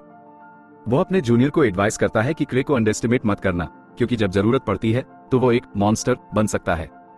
गर के ऑफिस में एक रिपोर्ट आई है जो बताती है कि व्हाइट वुल्फ डैन के पास की ली लाइंस की सिचुएशन वैसे ही है, पर इसका आंसर नहीं मिल रहा है कि ये सब इंसिडेंट्स क्यों हो रहे हैं। वो क्रे से इस बारे में बात करना चाहता है, पर उसका असिस्टेंट कहती है कि अपेरेंटली क्रे इतना बिजी है कि वो गर से मिल नहीं सकता। गर डिसाइड करता है कि वो क्रे से पर्सनली मिलने जाएगा ताकि वो टॉपिक अवॉइड ना कर सके। गर सोचता है कि क्रे को कुछ तो जरूर पता है, क्योंकि वो कभी विलिंगली वॉर्ड्स में नहीं जाता, पर रिसेंटली उसने कहा कि वो वॉर्ड चेक करने जा रहा है वहां के सिचुएशन के बारे में। तो कुछ बड़ा हो रहा है। क्रे को अब तक कुछ पता नहीं है, पर सच में वॉल्ट में कुछ बड़ा चल रहा है। आकाशिक टॉवर यहाँ एक्सपेरिमेंट्स कंडक्ट कर रहा है, पर एसोसिएशन के सस्पिशंस के चलते वो परेशान है कि उनका ऑपरेशन किसी भी दिन डिस्कवर हो सकता है। उन्होंने जो डिवाइस बनाई है वो ली लाइंस में बहुत सारी एनर्जी को ट्रैप करती है और उसे यहाँ स्टोर करती है, वॉल्ट में मॉडिफिकेशंस क्रिएट करती है। अगर ग्रैंड विजार्ड का थ्योरी सही है तो इससे वो खुद के ट्रेजर वॉल्ट्स क्रिएट कर सकते हैं। रिसर्च अभी इनकम्प्लीट है, तो वो अपने लैब को एसोसिएशन के हाथ नहीं लगने दे सकता। उसके फॉलोअर्स पूछते हैं कि सोफी ब्लैक यहाँ क्यों नहीं है, जबकि वो यहाँ के डिफेंसेस हैंडल करती है। ग्रैंड विजार्ड कहता है कि यह उसकी गलती नहीं है, क्योंकि उसने ही उसे वैकेशन पर भेजा था, पर उसने अब सोफी को वापस आने का मैसेज भेज दिया है, तो वो जल्द वापस आ जाएगी। उसे पूरा यकीन है कि जैसे ही वो पहुंचेगी एसोसिएशन के स्नूपिंग का सॉल्यूशन मिल जाएगा। तब तक ग्रैंड विजार्ड कहता है कि सबको जितनी इंफॉर्मेशन इकट्ठा कर सकते हैं वो करनी पड़ेगी। क्रे को एक नाइटमेयर आता है एक डेंजरस कैटेस्ट्रोफी के बारे में जो सिट्री स्लाइम से हुई थी। जैसे ही वो उठता है वह पैनिक करना शुरू कर देता है, क्योंकि अब तक उसे नहीं पता कि वो स्लाइम कितनी डेंजरस है। उसका ये पैनिक लिज को भी उठा देता है और क्रे थोड़ा कंफ्यूज है कि वह यहाँ क्या कर रही है, पर फिर उसे याद आता है ये हमेशा उसके बेड में छुप के आ जाती है, तो यह उसके कैरेक्टर से अलग नहीं है। दोनों अब जाग ही गए हैं, तो लिज पूछती है कि क्रे आज बिजी है क्या, क्योंकि वो चाहती थी कि दोनों साथ में डेट पर जाए। पर क्रे सोचता है कि लिज का प्लान तो टिनो को ट्रेन करने का था आज। लिज कहती है कि वो टिनो को थोड़ा ब्रेक दे रही है ताकि वह अपनी इंजरी से हील कर सके। अब जब दोनों के पास कुछ खास काम नहीं है तो क्रे को लगता है कि वह लिज के साथ डेट पर जा सकता है और शायद उसके नाइटमेयर से भी मन हट जाएगा। इसी बीच गर आता है क्रे को ढूंढने और रिसेप्शनिस्ट सरप्राइज होती है कि वह इतना दूर पर्सनली क्रे से मिलने आया है। गर को अन्ना ही पड़ा, वरना क्रे उसे मिलता ही नहीं। तभी क्रे और लिज नीचे आ जाते हैं और लिज गर को देख के गुस्सा हो जाती है, क्योंकि वह अपने डेट को बर्बाद नहीं होने देना चाहती थी। गर पॉलिटली पूछता है कि नाइट पैलेस वॉल्ट में क्या चल रहा है जिसका वह रिपोर्ट देने वाला था, पर लिज उसके सवाल को इग्नोर करती है और उसे इंसल्ट करती है कि वो हमेशा क्रे पर डिपेंड क्यों करता है। गर का पेशेंस अब टूटने लगता है और जब लिज उस पे किक मारने का ट्राई करती है तो वो भी अपनी स्लीव्स ऊपर करके उसे सबक सिखाने के लिए तैयार हो जाता है। इस सब के बीच क्रे वहां से निकलना चाहता है, तो वह गर के असिस्टेंट से पूछता है कि क्या वो उसके साथ ऊपर चलेगी। बातचीत के दौरान वो उसे अपने रिकॉग्निसेंस के रिजल्ट्स बताती है और क्रे सोचता है कि यह अच्छा है कि ली लाइंस नॉर्मल हैं, पर उसके दिमाग में दूसरा प्रॉब्लम चल रहा है। काना कंफ्यूज होती है और पूछती है कि क्रे किस प्रॉब्लम की बात कर रहा है, पर क्रे उसे नहीं बताना चाहता कि उसने एक स्लाइम रिलीज किया है जो देश को खत्म कर सकता है, तो वो कहता है कि डिटेल्स कॉन्फिडेंशियल हैं। क्रे बोलता है कि वो और इन्वेस्टिगेट करना चाहता है पर आज बिजी है, तो वो सजेस्ट करता है कि गर को भेज दे, क्योंकि क्रे तो किसी मिशन को खुद हैंडल नहीं कर पाता। इसी बीच गर और लिज नीचे अभी भी लड़ाई में लगे हैं। गर ज्यादा स्ट्रांग है, पर लिज उसे काफी फास्ट है, तो वो एक भी सक्सेसफुल हिट उस पर नहीं कर पाता। लिज गर को टॉन्ट करती है कि उसने अपने आप को डेस्क ड्यूटी के चक्कर में कितना आउट ऑफ शेप होने दिया है। ये सुनके गर और भी गुस्से में आ जाता है और अपनी पूरी स्ट्रेंथ से लिज पे अटैक करने को तैयार हो जाता है। गर पहले एक फर्स्ट क्लास लेवल 7 हंटर था, पहले के वो रिटायर हो गया और उसकी स्ट्रेंथ अभी उस टाइटल के लायक है। पर क्रे दोनों को रोकता है और कहता है कि वो फाइटिंग बंद करें वरना ये जगह डिस्ट्रॉय हो जाएगी। गर अभी गुस्से में है, पर लिज तुरंत क्रे के पास चली जाती है और अपनी फाइट भूल जाती है। क्रे और लिज अपनी डेट पर निकलते हैं और वॉक करते हुए लिज कमेंट करती है कि गर कुछ सालों में काफी कमजोर हो गया है। क्रे को लगता है कि यह कहना अनफेयर है, क्योंकि लिज एक्टिव ड्यूटी पर रहती है और ट्रेनिंग करती रहती है, जबकि गर को पेपरवर्क हैंडल करना पड़ता है। पर फिर भी लिज कहती है कि गर अब के हालात में नाइट पैरेड वॉल्ट कंप्लीट नहीं कर पाएगा। तो क्रे उससे पूछता है कि क्या वॉल्ट के मॉन्स्टर्स सच में इतने स्ट्रांग हैं? बाकी ग्रीवर्स अब भी नाइट पैरेड वॉल्ट में हैं, पर क्रे को उम्मीद है कि वो जल्दी लौटेंगे, क्योंकि उसे स्लाइम सिचुएशन हैंडल करने में उनकी मदद चाहिए। तभी लिज क्रे को अपना बैग देती है और एक आदमी को रोड के बीच में पकड़ने के लिए भाग जाती है। क्रे उसे पूछता है कि वो क्या कर रही है, तो लिज कहती है कि वह आदमी उन्हें काफी सस्पिशियसली देख रहा था। क्रे को लगता है कि यह कोई वैलिड रीजन नहीं है, तो वो उस आदमी को छोड़ने के लिए कहता है। वो आदमी से पूछता है कि वो ठीक है क्या, पर वो बस भाग जाता है और क्रे को समझ नहीं आता कि क्यों। लिज कंफ्यूज होती है और पूछती है कि क्रे ने उस आदमी को, जो ऑब्वियसली गुंडा लगता है, एस्केप क्यों करने दिया। पर फिर उसे लगता है कि क्रे के पास कोई प्लान होगा और वो जानबूझ के उसे जाने दिया होगा। वो बिना पूछे पहले एक्शन लेने के लिए माफी मांगती है। दूसरी तरफ वो आदमी एक खाली शॉप में पहुंचता है। असल में वह एक आकाशिक टावर का एजेंट है, पर उसे समझ नहीं आता कि वह कैसे पकड़ा गया, क्योंकि वह उन्हें सेफ डिस्टेंस से फॉलो कर रहा था। और अब उसे लगता है कि क्रे को उनके ऑपरेशन के बारे में सब कुछ पता चल गया है, इसीलिए क्रे ने उसे पकड़ने के बाद भी छोड़ दिया। अगले दिन लिज बहुत एक्साइटेड थी, क्योंकि वो क्रे के साथ एक और डेट पर है। पर क्रे उसे याद दिलाता है कि इस बार ये कोई डेट नहीं है, वो दोनों इंपीरियल कैपिटल के सबसे डेंजरस एरिया में हैं, और क्रे ने उसे यहाँ इसलिए बुलाया है क्योंकि वो कुछ ढूंढ रहा है। ईवा से जो इन्फॉर्मेशन मिली है उसके हिसाब से यहाँ पे काफी लोग लापता हो रहे हैं। शायद ये बस यूजुअल किडनैपिंग्स और मर्डर्स की वजह से हो, जो इस एरिया में कॉमन है। पर क्रे को डर है कि कहीं ये डिसअपीयरेंसेस सित्री के स्लाइम की वजह से तो नहीं, क्योंकि अगर ऐसा है तो ये सब उसकी गलती बन जाएगी। ऊपर से ईवा की रिपोर्ट में ये भी लिखा है कि आगे एक नई आइसक्रीम शॉप खुली है।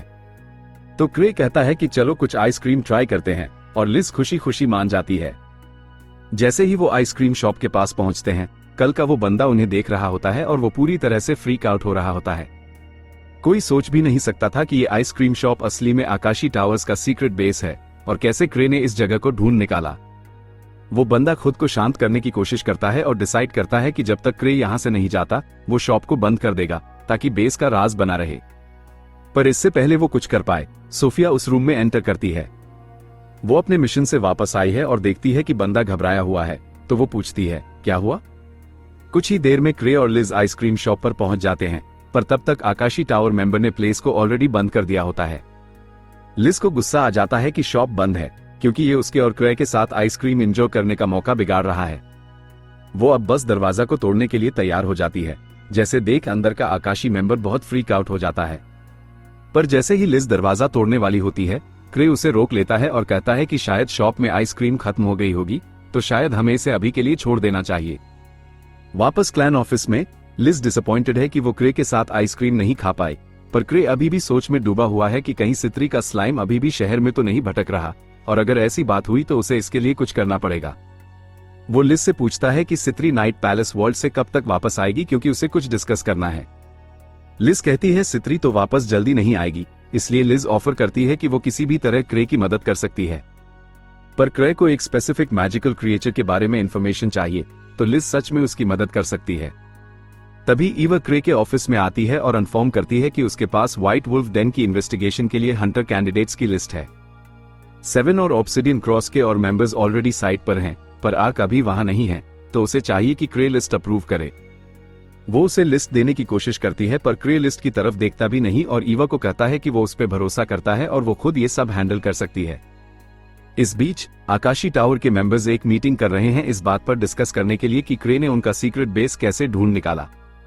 बेस परफेक्टली डिस्गाइज किया गया था एक रनडाउन पार्ट में, पर क्रे ने यूज इजीली ढूंढ लिया और ऊपर से वो ऐसे बिहेव भी कर रहा था जैसे ये सिर्फ एक नॉर्मल आइसक्रीम शॉप है, जैसे वो आकाशी टावर को ये मैसेज भेजना चाहता हो कि वो उनसे कई कदम आगे है। सब मेंबर्स पैनिक में हैं और समझ नहीं पा रहे कि अब आगे क्या करना चाहिए, तो लीडर सोफिया से पूछता है कि क्या उसके पास कोई अच्छा आइडिया है। सोफिया उतनी वरीड नहीं लग रही। वो कामली कहती है कि उन्हें क्रे के क्लैन के साथ वॉर शुरू कर देनी चाहिए। बाकी आकाशी मेंबर्स शॉक्ड हैं और पूछते हैं कि क्या वो सच में ये सोचती है।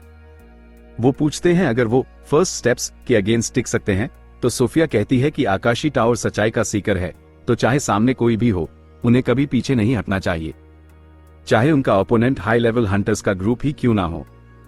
ये तो बिल्कुल परफेक्ट अपॉर्चुनिटी है उसके नए डिफेंस को टेस्ट करने का, और अगर वो क्रे के सारे पार्टी मेंबर्स को वाइप आउट करने में सक्सेसफुल हो जाते हैं, तो फिर उनका कोई भी अपोज करने वाला नहीं बचेगा। लीडर को उसका आर्ग्यूमेंट कंपेलिंग लगता है, और अगर क्रे ने उन्हें सच में ढूंढ लिया है, तो फाइट के बिना वो इस सिचुएशन से नहीं निकल सकते। वो सोफिया से कहता है कि वो जो चाहे वो कर सकती है, और सोफिया ये सुन के खुश होती है क्योंकि इसका मतलब है कि अब वो फाइनली कुछ फन कर सकती है। इसी वक्त टीनो अब फाइनली रिकवर हो चुकी है लिज के ट्रेनिंग के साथ अपने नियर डेथ एनकाउंटर से। उसे पता है कि लिज उसका सच में जान लेने की कोशिश नहीं कर रही थी, पर फिर भी वो मरते मरते बची। तो टीनो अपनी रिकवरी सेलिब्रेट करने के लिए शहर में थोड़ा वॉक करने का डिसाइड करती है। जब वो वॉक कर रही होती है, तो उसकी नजर कुछ कैरेजेस पर पड़ती है जो सड़क के किनारे खड़े हैं। और उससे भी अजीब बात तो यह है कि क्लैन हॉल पूरी तरह से हंटर्स से भरा पड़ा है। वो एक हंटर के पास जाके पूछती है कि ये सब क्या हो रहा है, तो वो उसे बताता है कि एसोसिएशन ने एक जॉइंट एफर्ट ऑर्गेनाइज किया है व्हाइट वुल्फ डेन की इन्वेस्टिगेशन के लिए। तीनों को लगता है कि इतने सारे लोग भेजना कुछ ज्यादा ही है, पर वो बंदा उसे बताता है कि क्रे पहले आग को भेजना चाहता था, और ये सब लोग सिर्फ आग की एब्सेंस को फिल करने के लिए आए हैं। आग दुनिया के टॉप लेवल 7 हंटर्स में से एक है, तो उसके बिना उन्हें इतने सारे लोग चाहिए ताकि फायर पावर बराबर हो सके। थोड़ी देर बाद ईवा क्रे को बाहर लाती है हंटर से बात करने के लिए, पर क्रे को खुद नहीं पता कि सब यहाँ क्यों इकट्ठा हुए हैं। ईवा उसे बताती है कि आग यहाँ नहीं है white wolf den investigation handle करने के लिए, तो उसने आग की स्ट्रेंथ को कॉम्पनसेट करने के लिए इतने हंटर्स इकट्ठा किए हैं। क्रे ये मिशन आग को देने वाला था क्योंकि वो एक अच्छा और रिलायबल बंदा है, पर उसने कभी सोचा भी नहीं था कि ईवा इतने सारे लोग बुलवा लेगी उसके रिप्लेसमेंट के लिए। और सबसे बड़ी बात, उसे ये समझ नहीं आ रहा कि इन सब के लिए पेमेंट कैसे अरेंज करे। तो वो सजेस्ट करता है कि ग्रुप को हाफ में स्प्लिट करना बेटर होगा। सब लोग पैनिक में आ जाते हैं क्योंकि उन्हें लगता है कि आर्क लेवल थ्रेट को हाफ फोर्सेस के साथ हैंडल करना उनके लिए नामुमकिन है। वो क्रे से रिक्वेस्ट करते हैं कि अपने डिसीजन पर दोबारा सोचे, तो क्रे ईवा से पूछता है कि क्या इन सब का रिवॉर्ड कवर करने के लिए पैसा है। ईवा उसे बताती है कि चिंता करने की कोई जरूरत नहीं, क्योंकि गार ने एसोसिएशन के लिए एडिशनल फंडिंग ऑलरेडी रिक्वेस्ट कर दिया है। पैसा का इश्यू तो सॉल्व हो गया, पर क्रे अब भी कंफर्टेबल फील नहीं कर रहा इतने सारे लोगों को वॉल्ट में भेजने के लिए, क्योंकि सित्री का स्लाइम जैसा खतरा शायद वहां हो सकता है, पर वो उन्हें ये नहीं बता सकता। तो वो बस हाँ कह देता है और सोचता है अगर कुछ गलत हुआ तो वो ऐसे प्रिटेंड करेगा जैसे इस केस से उसका कोई लेना देना था ही नहीं। तभी लिज वहां आती है और सब हंटर्स का मजाक उड़ाते हुए कहती है कि वॉल्ट में घुसने से डर रहे हैं। अगर वो होती तो अकेली ही चली जाती। एक्चुअली वो क्रे के पास आके कहती है कि उसे ये मिशन लेने दे, पर क्रे उसे फर्मली मना कर देता है। उसे पता है अगर लिज को मिशन दिया तो वो टीनो को भी साथ लेके जाएगी, और वो नहीं चाहता कि टीनो को ये सब सहना पड़े। ऊपर से लिज कभी दूसरे लोगों के साथ अच्छे से काम नहीं करती, तो अगर वो वॉल्ट में गई तो और पार्टीज को ज्यादा नुकसान पहुंचाएगी। वो कहता है कि लिज को छोड़ के सब यहाँ इस मिशन को हैंडल करेंगे, तो ईवा पूछती है क्या इसका मतलब वो भी मिशन ज्वाइन करेगा। ये सुन के हंटर्स एक्साइटेड हो जाते हैं, क्योंकि अगर लेवल 8 क्लैन मास्टर ज्वाइन कर लेगा उनके साथ तो मिशन बहुत ज्यादा इजी हो जाएगा। पर क्रे सच में नहीं जाना चाहता। हर कोई इंसिस्ट करता है, तो वो कह देता है कि वो ज्वाइन करेगा, पर वो एक एक्सक्यूज बना लेता है कि उसके पास अर्जेंट काम है और वो उसके बाद ज्वाइन करेगा, और तब तक स्ट्रेन को ग्रुप का चार्ज दे देता है। पर सच तो यह है कि वो मिशन के एंड होने तक वहां नहीं दिखने वाला। इस बीच व्हाइट वुल्फ डेन में 7 और ऑब्सिडियन क्रॉस के बाकी मेंबर्स वॉल्ट की डिफिकल्टी से काफी अंडरवेल्म्ड हैं। हाँ, मॉन्स्टर्स की स्ट्रेंथ बढ़ गई है, पर अब भी ये एरिया टेम है, तो वो समझ नहीं पा रहे कि उन्हें यहाँ क्यों भेजा गया है। वापस एसोसिएशन में सब निकलने के लिए रेडी हो रहे हैं और लिज अब भी क्रे से मिशन पर जाने की जिद कर रही है, पर क्रे अपने डिसीजन पर अड़ा रहता है। उसे पता है अगर वो लिज को अकेले छोड़ देगा तो वो वहीं चलेगी, तो वो कहता है उसके पास लिज के लिए एक अलग काम है। ये सुन के लिज थोड़ी खुश हो जाती है। जाने से पहले टेम्पररी कैप्टन क्रे के पास आता है और उससे पूछता है अगर उसके पास उनके लिए कोई एडवाइस है। क्रे सोचता है और कहता है अगर वो किसी स्लाइम जैसी क्रिएचर से मिलते हैं तो उसके साथ एक्सट्रीम कॉशन रखें। कैप्टन को लगता है कि व्हाइट वुल्फ डेन में स्लाइम मिलने के चांसेस बहुत कम हैं, पर वो कहता है कि क्रे के एडवाइस को याद रखेगा। आकाशी टावर के बेस में मैग्मस को गुस्सा आ रहा है कि एसोसिएशन इतनी बड़ी स्ट्रेंथ में उसके अगेंस्ट आ रही है, पर अगर वो उसके मोनोमेटेरियल रिसर्च के रास्ते में आना चाहते हैं तो वो अपनी पूरी स्ट्रेंथ यूज करेगा उन्हें क्रश करने में। टावर के मेंबर्स वरीड हैं क्योंकि उनके ओपोनेंट्स में ग्रीविंग सोल्स भी हैं, पर सोफिया सबको समझाती है कि चिंता की कोई जरूरत नहीं क्योंकि उसका डिफेंस सिस्टम स्पेशली ऐसे अटैक्स के लिए बना है। और वैसे भी फिलहाल सिर्फ 3 ग्रीविंग सोल्स हैं क्लैन में, क्रे, लिज और सित्री। लिज को तो इजीली हैंडल किया जा सकता है उसके फिजिकल अटैक्स के अगेंस्ट काउंटर मेजर्स बना के, और क्रे तो बस टीम का स्ट्रैटेजिस्ट है, तो जब तक उसके टीममेट्स साथ नहीं हैं, वो अपने स्किल्स का फुली यूज नहीं कर पाएगा। बस असली प्रॉब्लम यहाँ सित्री है। सोफिया ने इंश्योर किया है कि सित्री की एल्केमी उन पे असर नहीं करेगी, पर उसका सित्री के साथ पर्सनल ग्रज है, तो वो चाहती है कि वो सबसे पहले उसे ही क्रश कर सके। वो मैग्मस से कहती है कि सित्री उसके रिसर्च में गड़बड़ कर रही है जब से उसने उसका थीसिस पढ़ा है, और सोफिया के लिए उसे माफ करना इम्पॉसिबल है। तो वो उसे परमिशन मांगती है कि अब तक जो भी उन्होंने बनाया है यूज कर सके ताकि सित्री को रोका जा सके। मैग्मस उसे परमिशन दे देता है और कहता है कि फ्लिक और बाकी मेंबर्स सोफिया के ऑर्डर्स फॉलो करेंगे, जो फ्लिक को पसंद नहीं आता क्योंकि वो सोफिया को लाइक नहीं करता। परमिशन के लिए वो मान जाता है। कहीं और व्हाइट वुल्फ डेन में 7 की टीम सोचने लगती है कि यहां आने का कोई पॉइंट नहीं था, क्योंकि अब तक कुछ भी अनयूजुअल नहीं मिला है और वो 7 के जजमेंट पे तो ट्रस्ट करते हैं। लेकिन लगता है क्रे ने बस उन्हें रैंडमली यहां भेज दिया बिना किसी रीजन के। 7 समझता है कि वो लोग ऐसा क्यों सोच रहे हैं, पर वो शो है कि क्रे के पास उन्हें यहां भेजने का कोई अच्छा रीजन जरूर होगा। तभी 7 को एक मैसेज मिलता है जिसमें क्रे का वार्निंग है एक स्लाइम के बारे में। ये सुनते ही वो इसे बहुत सीरियसली लेता है और हेनरिक को इमरजेंसी विसल बजाने के लिए कहता है। वॉल्ट में सब हंटर्स वो विसल सुनते ही तुरंत बाहर आ जाते हैं, लेकिन जब उन्हें पता चलता है कि ये सब बस एक रैंडम स्लाइम के लिए किया गया है, तो वो काफी पिस्ट हो जाते हैं। उन्हें लगता है ये रिडिक्यूलस है कि 7 बिना सोचे समझे क्रे की हर इंफॉर्मेशन पर ब्लाइंडली बिलीव करता है, पर 7 के पास क्रे पर इतना विश्वास रखने का एक अच्छा रीजन है। उसे पता नहीं ये अननोन स्लाइम क्या डेंजर ला सकता है, तो उसने सोचा कि रिइंफोर्समेंट आने तक रुकना ज्यादा सेफ रहेगा इन्वेस्टिगेशन को कंटिन्यू करने से पहले। बाकी हंटर्स को अभी ये सब रिडिक्यूलस लगता है, क्योंकि उनके हिसाब से स्लाइम कभी ऐसे वॉल्ट में नहीं आएगा। लेकिन अगर वार्निंग क्रे से है, तो 7 शो है कि वो एक्यूरेट होगी। पहले भी क्रे ने रैंडमली उसे एक फ्लावर व्यूइंग पार्टी के लिए इनवाइट किया था, पर साथ ही बिना किसी रीजन के अपने वेपन्स भी लाने को कहा था। उस टाइम 7 को ये बहुत कंफ्यूजिंग लगा था, पर जब finally flower viewing party start होने का टाइम आया, तो एक वॉल्ट वहीं पर मैनिफेस्ट हो गया जहां वो खड़े थे। ये वॉल्ट अब प्रिजन गार्डन के नाम से जाना जाता है, और क्रे ने जो प्रेडिक्ट किया था उसने 7 को कन्विंस कर दिया कि क्रे फ्यूचर देख सकता है। तब से चाहे क्रे के इंस्ट्रक्शंस कितने भी क्रेजी क्यों ना हो, 7 उसके हर शब्द को ओबे करता है। वापस क्रे के ऑफिस में लिज उसका दिमाग खाई जा रही थी क्योंकि वो जानना चाहती थी कि उसके लिए स्पेशल मिशन क्या प्लान किया है, पर क्रे के पास कुछ नहीं है। उसने बस ये एक्सक्यूज बनाया था लिज को यहां रोकने के लिए, लेकिन अब उसके पास कहने के लिए कुछ है ही नहीं। तभी लिज को क्रे के दूर पर किसी के आने की आवाज सुनाई देती है और वो सित्री निकलती है जो बस अभी टाउन में वापस आई है। उसका काम पूरा खत्म नहीं हुआ था, पर उसे एक बैड फीलिंग हो रही थी कि कोई पावरफुल ऑर्गेनाइजेशन कुछ बड़ा प्लान करने वाला है, तो वो अपनी असिस्टेंस ऑफर करना चाहती है और वो वापस आ गई। आगे हमें क्रे के थॉट्स देखने को मिलते हैं, जिसमें वो सोचता है कि सित्री उनके फ्रेंड सर्कल में सबसे कमजोर थी। उसे हमेशा पता था कि वो फ्रंट लाइन पे लड़ नहीं पाएगी, इसलिए अपने दोस्तों को सपोर्ट करने के लिए कुछ और करना चाहती थी। उस वक्त क्रे ने उसे एल्केमिस्ट बनने का आइडिया दिया था और यहीं से वो सबसे बड़ी एल्केमिस्ट बन गई। सित्री क्रे को बताती है कि उस स्लाइम में उसके सराउंडिंग्स के साथ रैपिडली अडेप्ट और इवॉल्व करने की एबिलिटी है, लेकिन वो एक अनस्टेबल और फेल्ड प्रोटोटाइप है। लेकिन उसने इंश्योर किया कि वो कभी भी उसे या क्रे को टारगेट नहीं करेगा। क्रे ये सोच के फ्रीक आउट हो जाता है कि उन दोनों को छोड़ के बाकी शहर अब भी डेंजर में ही है। उसने सित्री को बताया कि उसे नहीं पता वो स्लाइम कैसे और कब मिसिंग हुआ, तो सित्री को लगता है कि शायद वो कैप्सूल से निकल के ड्रेनेज के रास्ते भाग गया होगा। क्रे थोड़ा रिलीव्ड होता है कि वो उस पर ब्लाइंडली ट्रस्ट करती है। तभी सित्री कहती है कि एक और चीज है जो उसे डिस्कस करनी है, और वो इस स्लाइम से भी ज्यादा डेंजरस हो सकती है। व्हाइट वुल्व्स डेन में 7 को रिइंफोर्समेंट से पता चलता है कि क्रे उनके साथ आने का प्लान नहीं बना रहा है और उसने लिज को भी परमिशन नहीं दी है आने के लिए। 7 और लोकी एक्चुअली रिलीव्ड फील करते हैं कि उसने वाइल्ड लिज को यहां नहीं भेजा। फिर वो सब ट्रेजर हंटर्स को पेप टॉक देने का फैसला करता है और उनसे पूछता है क्या वो स्लाइम से लड़ने के लिए तैयार हैं। सब हंटर्स कहते हैं कि स्लाइम्स तो बच्चे भी हरा सकते हैं, तो उन्हें टेंशन लेने की जरूरत नहीं। 7 को पता था ये रिस्पॉन्स आएगा और वो क्रे को कर्स करता है ज्यादा यूजफुल इंफॉर्मेशन ना देने के लिए। इतने में एक हंटर कहता है कि वो वॉल्ट में घुसेगा, क्योंकि उसके हिसाब से स्ट्रैटेजीज बनाना बस वीकलिंग्स के काम है।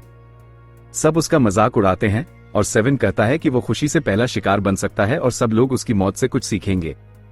वो हंटर उन सबको कावर्ड्स कहके वॉल्ट के अंदर चला जाता है और फिर किसी टिमिड हंटर ने अपना हाथ उठा के एक क्वेश्चन पूछा। वो रेड हेड लड़की सोफिया जैसी दिखती है, जो आकाशिक टावर की डिफेंस हेड है, पर वो क्लेम करती है कि वो क्रे के क्लैन से एक एल्केमिस्ट है। वो कहती है कि उसने सित्री के साथ मिलकर स्लाइम्स के रिसर्च में काम किया है और एक वायल निकालती है जो कहती है कि ये किसी भी स्लाइम को मार सकता है, चाहे वो कितना भी पावरफुल क्यों ना हो। उसके बाद 7 सब ट्रेजर हंटर्स को पंप अप करता है। उन्हें कहता है कि जीत की लड़ाई के लिए आगे जाओ, पर जिंदा घर वापस आओ। इन्वेस्टिगेशन शुरू होती है और दिन के अंत तक उन्हें कुछ नहीं मिलता सिवाय थोड़े स्ट्रॉन्ग वुल्फ फैंटम्स के। 7 सोचता है कि शायद इस बार क्रे गलत है। तभी वो हंटर, जिसका नाम ओगो है, वापस आता है और कहता है कि अगर यहाँ सब लोग स्लाइम से नहीं डरते होते तो मिशन अब तक खत्म हो गया होता। वो फॉरेस्ट में एक ट्री को अपना पानी देने जाता है और क्रे को कर्स करता है, जो ऑर्डर्स तो देता है पर खुद एक्शन में नहीं आता। तभी उसे एक अजीब सी आवाज सुनाई देती है और वो चेक करने जाता है।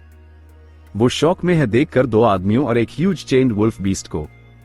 वो दोनों आदमी आकाशिक टावर से हैं और वो वुल्फ में एक बड़ा सीरम इंजेक्ट करने आए हैं ताकि वो बहुत स्ट्रांग हो सके और जितने हंटर्स उनके सामने हैं उनको मार सके, बिल्कुल सोफिया के प्लान के मुताबिक। ओगो को समझ में आता है कि कुछ गलत है जब वो जायंट इंजेक्शन देखता है और वो तुरंत आगे बढ़ के उन दोनों आदमियों को पीटने लगता है। एक को वो नॉकआउट कर देता है, पर दूसरा उस पर फायरबॉल्स का अटैक करता है। वो उन फायरबॉल्स को भी ब्लॉक कर लेता है और उस आदमी को जोर से थप्पड़ मारता है। फिर वो टॉल गाय को उठा के पीटने लगता है। टॉल गाय पूछता है कि क्या क्रे ने उसे भेजा है, पर ओगो कहता है कि नहीं, ये सब वो अपनी मर्जी से कर रहा है। उस आदमी को पीटने के दौरान उसका पार्टनर वुल्फ को पावर बूस्टिंग सीरम इंजेक्ट कर देता है। वो वुल्फ बाहर से मेल्ट होना शुरू हो जाता है, पर अंदर से वो और भी डेंजरस बन जाता है। वो दोनों आदमी कहते हैं कि ये मॉन्स्टर सबसे ज्यादा माना वाली जगह को ढूंढेगा और उसे अब्सॉर्ब करके और भी स्ट्रॉन्ग बनेगा। मॉन्स्टर तुरंत उन दोनों विजिट्स का माना सक कर लेता है और ओगो वार्निंग विसल बजाता है सबको अलर्ट करने के लिए। जैसे ही 7 विसल सुनता है वो सबको तैयार होने के लिए कहता है और वो सब फॉरेस्ट के बाहर इकट्ठे हो जाते हैं फाइट के लिए। थोड़ी देर बाद ओगो भागता हुआ वापस आता है। हम देखते हैं उसे बुरी तरह से इंजर्ड हुए और उसका एक हाथ भी गायब है। वो कहता है कि क्रे पूरी तरह से सही था। एक पावरफुल स्लाइम मॉन्स्टर फॉरेस्ट में है। तभी वो वुल्फ फैंटम, जो मेल्टिंग सीरम की वजह से स्लाइम में बदल चुका है, वहां आता है और 7 उस पे तीर चलाता है, उसके पैरों को पहले निशाना बनाते हुए।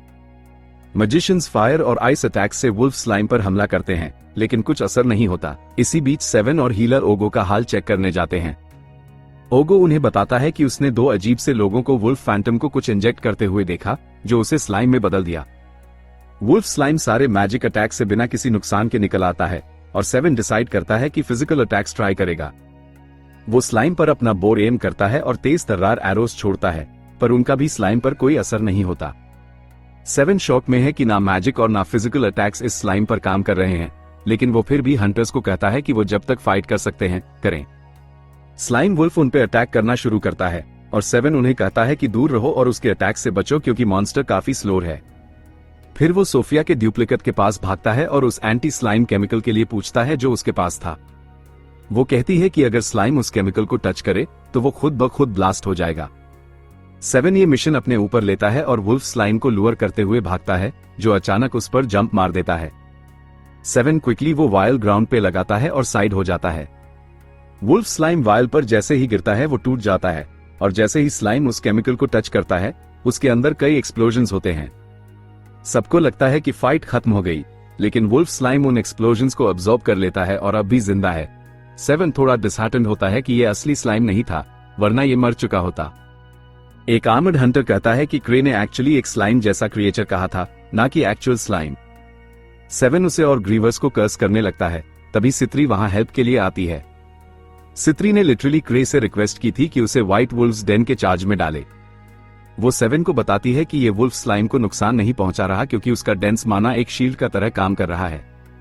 उसे इस यूनिक मॉन्स्टर में काफी इंटरेस्ट आता है, जो उसने पहले कभी नहीं देखा था, पर एक क्विक लुक में ही उसे समझ आ जाता है कि ये वुल्फ फैंटम स्लाइम में कैसे बदला। वो कैजुअली मॉन्स्टर के अटैक्स डॉज करते हुए उसके पास जाती है और पहचान लेती है कि वो उन लोगों को टारगेट कर रहा है जिनके पास ज्यादा माना है, ताकि अपने बॉडी को नॉर्मल स्टेट में वापस ला सके। वो ये सोचती है कि ये किसी का फेल्ड एक्सपेरिमेंट है और डिसाइड करती है इस पर मर्सी किल करेगी। वो स्लाइम वुल्फ पर एक वायल फेंकती है और 7 को कहती है कि उस पर शॉट करे। 7 हॉकाई की तरह वायल और वुल्फ स्लाइम के हेड पर एक्यूरेटली शूट करता है। सित्री कहती है कि उस वायल्स में एंटी माना मेटल था जो मॉन्स्टर के डिफेंसेस को नलिफाई कर सकता है। तभी गाक वहां अपने फुल बैटल गियर में पहुंचता है और 7 उसको ऐसे देख के थोड़ा स्टन होता है। सित्री एक्सप्लेन करती है कि उसने गाक से लिफ्ट मांगी थी क्योंकि वो लिज की तरह भाग के यहां नहीं आ सकती थी। 7 और कंफ्यूज्ड हो जाता है और सित्री उसे बताती है कि उसके पास एक आइडिया है कि ये सब क्या था और कौन इसके पीछे है। वो सबको एक कैंप की तरफ ले जाती है और उन्हें आकाशिक टावर और उसके लीडर मास्टर मेगस के बारे में एक्सप्लेन करती है। एक बड़ा ऑफिसर लुकिंग आदमी कहता है कि मेगस को इंपीरियल कैपिटल से बाहर निकाला गया था पहले ही। सितेरी कहती है कि ये वॉल्ट आकाशिक टावर का बेस है और सोफिया का ड्यूप्लिकेट सजेस्ट करती है कि यहाँ इंपॉर्टेंट इक्विपमेंट हो सकता है। सित्री इस लड़की को पहचानती है और कहती है कि ये सच है। आकाशिक टावर अपने इलीगल और डेंजरस एक्सपेरिमेंट्स को छुपाने के लिए अब बैटल की तैयारी कर रहा है। वो डिटर्मिन्ड है उन्हें रोकने के लिए और सबको उसके साथ देने को कहती है। वो कहती है कि वो क्रे नहीं है लेकिन फिर भी अपना बेस्ट ट्राई करेगी। लेटर जब सब फाइट के लिए तैयार हो रहे होते हैं, 7 का असिस्टेंट कहता है कि सित्री काफी करेजियस लगती है। 7 उसे कहता है कि उस लड़की को कभी अंडरएस्टिमेट मत करना क्योंकि वो अपने वीकनेस का फायदा उठा के हर तरीके से जीतने का ट्राई करती है और इस सेंस में वो भी एक मॉन्स्टर जैसी ही है, बिल्कुल दूसरे ग्रीवर्स की तरह। दूसरी तरफ लिज क्रे के सामने अपने टैंट्रम्स कर रही है और कहती है उसे वहां जाने दे और सित्री की मदद करने दे क्योंकि वो हम सबसे वीकेस्ट है। लेकिन क्रे शांति से उसे जाने से मना कर देता है। दूसरी तरफ व्हाइट वुल्व्स डेन के अंदर आकाशिक टावर के हाइडआउट में आकाशिक टावर के लोग सोफिया के छोड़े हुए एक इंस्ट्रक्शन मैनुअल को पढ़ रहे होते हैं। उस मैनुअल में सोफिया ने लिखा होता है कि वो पकड़े हुए फैंटम्स को एक एक करके अटैक करने को छोड़े। लेकिन वो लोग इस बात से एग्री नहीं करते क्योंकि उनका मानना है कि अगर हंटर्स एक एक करके उनका सामना करेंगे तो उन्हें हराना आसान हो जाएगा। चाहे मास्टर ने सोफिया को फुल अथॉरिटी दी हो, लेकिन वो लोग ये सोचते हैं कि एक औरत वॉर के बारे में कुछ नहीं जानती। इस वजह से वो लोग मैनुअल को इग्नोर करके सभी फैंटम्स को एक साथ रिलीज करने का प्लान बना लेते हैं। बाहर सित्री और दूसरे एडवेंचरर्स पकड़े हुए आकाशिक टावर के 2 मेंबर्स से इंटरोगेशन कर रहे होते हैं। सित्री उनसे प्रॉमिस करती है कि अगर वो लोग अपने मास्टर मेगस का लोकेशन बता दें तो वो उन्हें छोड़ देगी। लेकिन वो लोग अपने मास्टर के लिए जान देने को तैयार होते हैं। सित्री स्माइल करके कहती है, बस ये कंफर्म करना था कि मेगस ही मास्टरमाइंड है। फिर वो उन दोनों प्रिजनर्स को धमकाती है, बात आसान तरीके से करोगे या मेरे तरीके से? प्रिजनर्स मना कर देते हैं तो सित्री एक ट्रूथ सीरम निकालती है। लेकिन गवर्नमेंट ऑफिशियल्स तुरंत इंटरफियर करते हैं और कहते हैं कि किसी के माइंड को मैनिपुलेट करना कानून के खिलाफ है। सित्री हंसकर कहती है, आप लोगों को लॉ की ज्यादा परवाह है या मेगस को पकड़ने की? गाग भी उसका साथ देता है और ऑफिशियल से कहता है कि सित्री को अपना काम करने दो। सित्री एश्योर करती है कि ट्रूथ सीरम सिर्फ एक एक्सोटिक फ्रूट फ्लेवर्ड जूस है। वो खुद उसे पी लेती है और सबको प्रूव कर देती है। तभी एक लाउड रो कैंप को हिला देता है। सब लोग बाहर जाके देखते हैं एक जायंट वुल्फ स्लाइम जो रेड कलर का है और पहले से ज्यादा फास्ट है, उनकी तरफ आ रहा है। सित्री तुरंत एनालाइज करने लगती है और कहती है कि इस मॉन्स्टर की बैरियर को तोड़ने के लिए टैंकर्स को उसके सामने खड़े होकर अटैक्स एंड्योर करने होंगे। एक टैंकर डर के बावजूद मॉन्स्टर के सामने खड़ा होता है, लेकिन मॉन्स्टर उसकी शील्ड को 1 सेकंड में उड़ा देता है। सित्री मैजिशियंस को ऑर्डर देती है कि वुल्फ स्लाइम पर हर साइड से अटैक करें जब तक वो बैरियर का सीक्रेट समझ पाए। तभी एक और ब्लू वुल्फ स्लाइम वहां आ जाता है।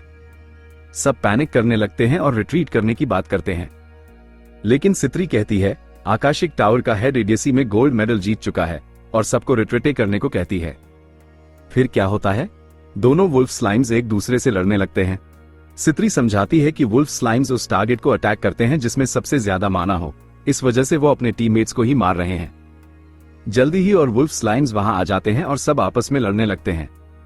आकाशिक टावर के प्रिजनर्स अपने पावरफुल वेपन्स को फेल होता देख शॉक्ड होते हैं। मीनवाइल आकाशिक टावर के बेस के अंदर मेगस अपनी टीम को डांटता है और कहता है, तुम लोगों की बेवकूफी की वजह से सिचुएशन और बिगड़ गई है। सोफिया उनसे कम्युनिकेशन डिवाइस के जरिए बात कर रही होती है। वो कहती है कि मॉन्स्टर्स अब कंट्रोल में नहीं हैं, लेकिन अभी उनके पास और भी प्लान्स हैं। सोफिया सबको वार्न करती है, सिचुएशन अब और भी डेंजरस है क्योंकि सित्री और गाक हंटर्स के साथ मिल गए हैं। मेगस का असिस्टेंट लोकी गाक का नाम सुन के पैनिक कर जाता है, लेकिन सोफिया कहती है कि अभी भी उनके पास जीतने का एक प्लान है। सोफिया ऑर्डर्स देती है कि हंटर्स को उनके बेस तक लुअर किया जाए और फिर उन्हें एक डेडली मास्टर्स ट्रम्प कार्ड के जरिए डिस्ट्रॉय कर दिया जाए। वो एक मैलिस ईटर नाम के बीस्ट को डिप्लॉय करने का प्लान बनाती है जो इतना स्ट्रॉन्ग है कि हंटर्स को ओवरवेल्म कर देगा। लेकिन क्योंकि वो अभी ट्रेनिंग मोड में है, उसे कंट्रोल करने के लिए एक स्किल्ड हैंडलर की जरूरत है। मेगस फ्लिक को यह जिम्मेदारी देता है, लास्ट टास्क तुमने बिगाड़ा था, अब अपना पूरा पोटेंशियल दिखाने का टाइम है। फ्लिक को सोफिया के ताने सुन के गुस्सा आ जाता है।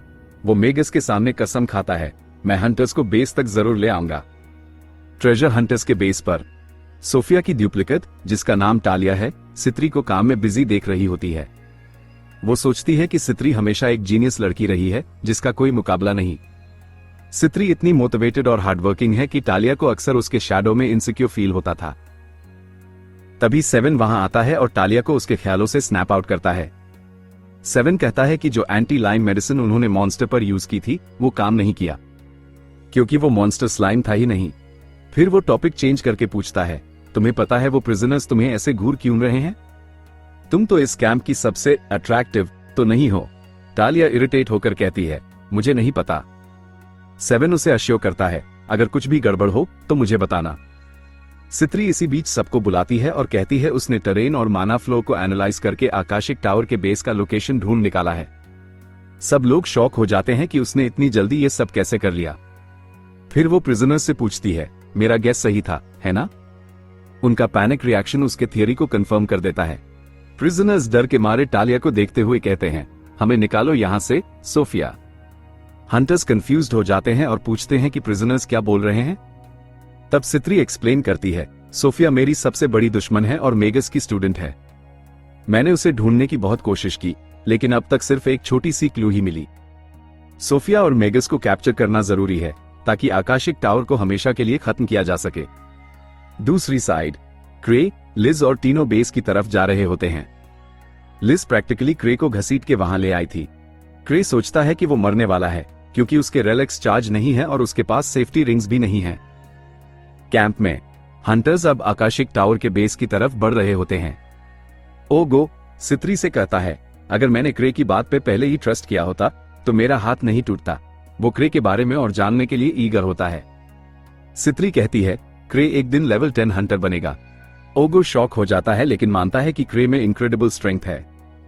तभी एक पावरफुल लाइटनिंग बोल्ट आसमान से डायरेक्टली सित्री पर गिरता है। ये फ्लिक का काम होता है, जो एक फ्लाइंग लायन मॉन्स्टर पर बैठा होता है और बोस्ट कर रहा होता है अपने अल्टीमेट स्पेल के बारे में, जो किसी को इंस्टेंटली मार सकता है। पर सित्री अचानक उठ जाती है और कहती है, मुझे ऐसे स्पेल्स का आदत है क्योंकि मैंने हाई लेवल ट्रेजर वॉल्ट्स में इससे भी बुरी चीजें देखी हैं। फ्लिक शॉक में आ जाता है।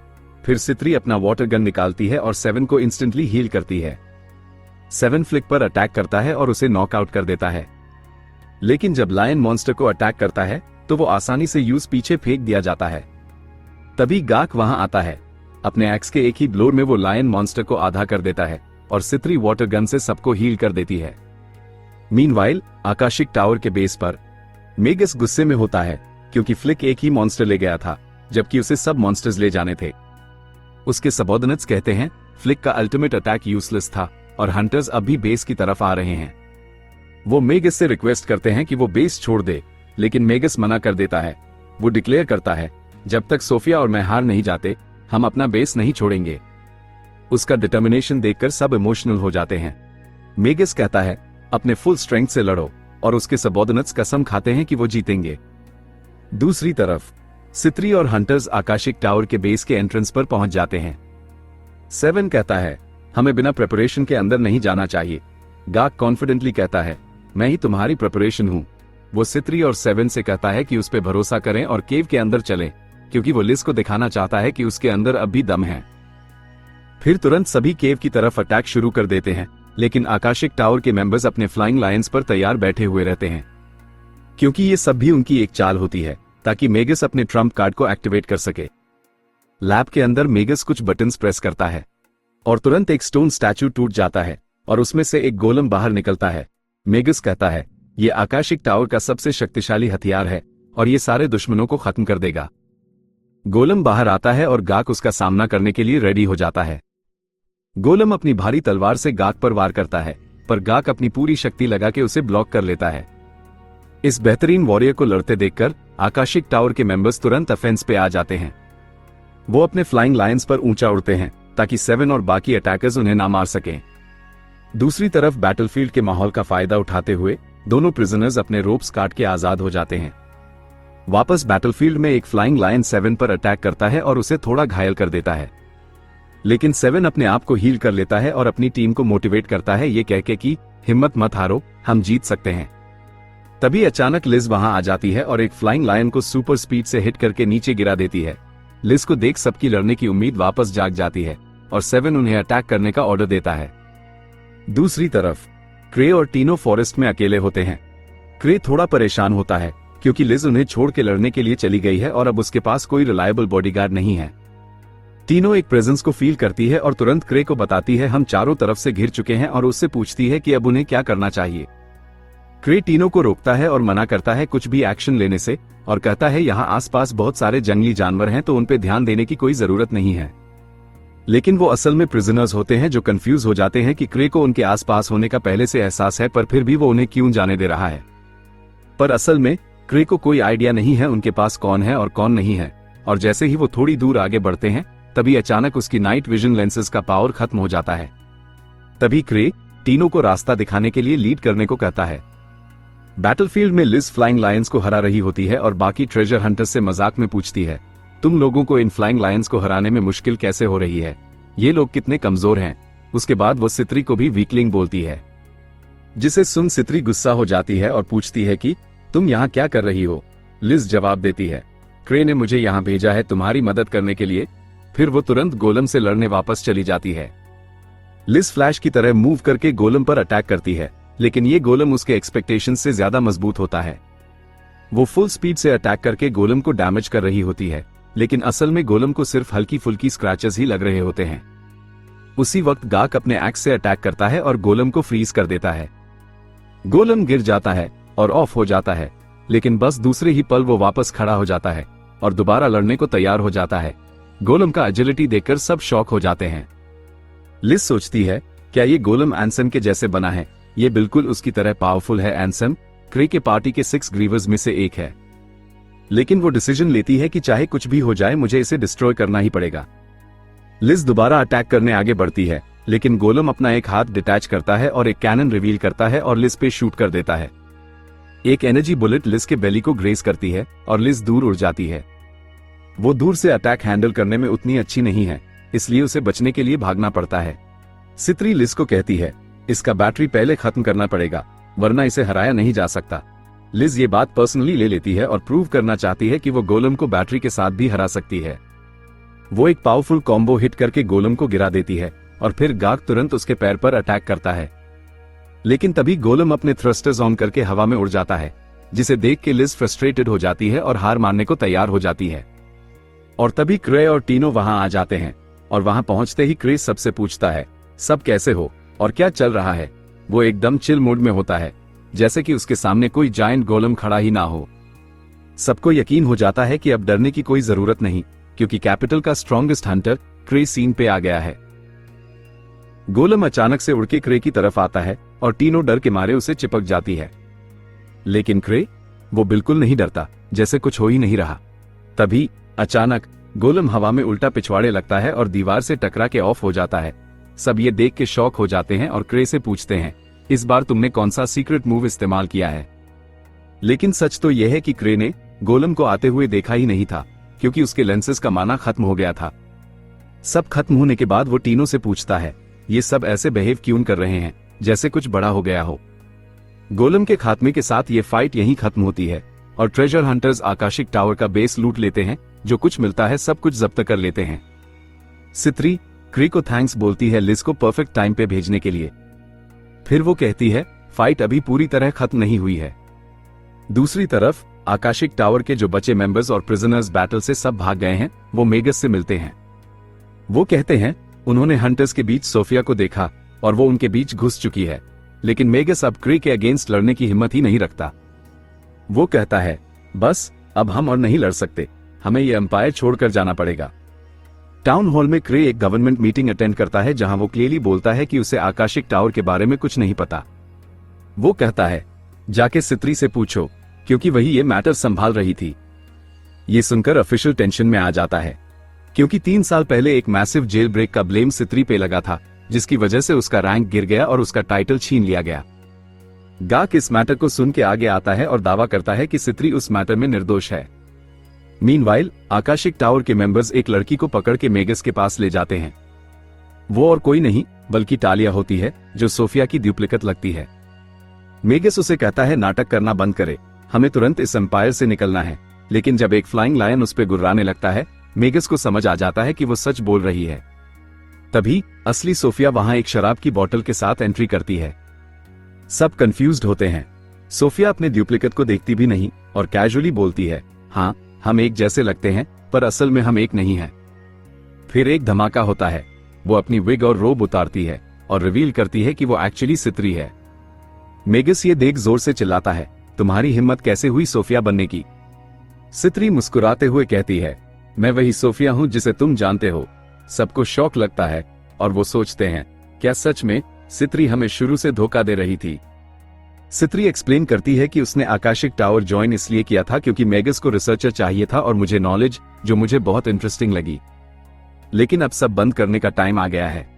वो मेगस से कहती है, क्रे ने तुम्हारे लोगों को जानबूझ के छोड़ दिया क्योंकि वो मुझे सिग्नल दे रहा था कि अब मुझे वापस आ जाना चाहिए।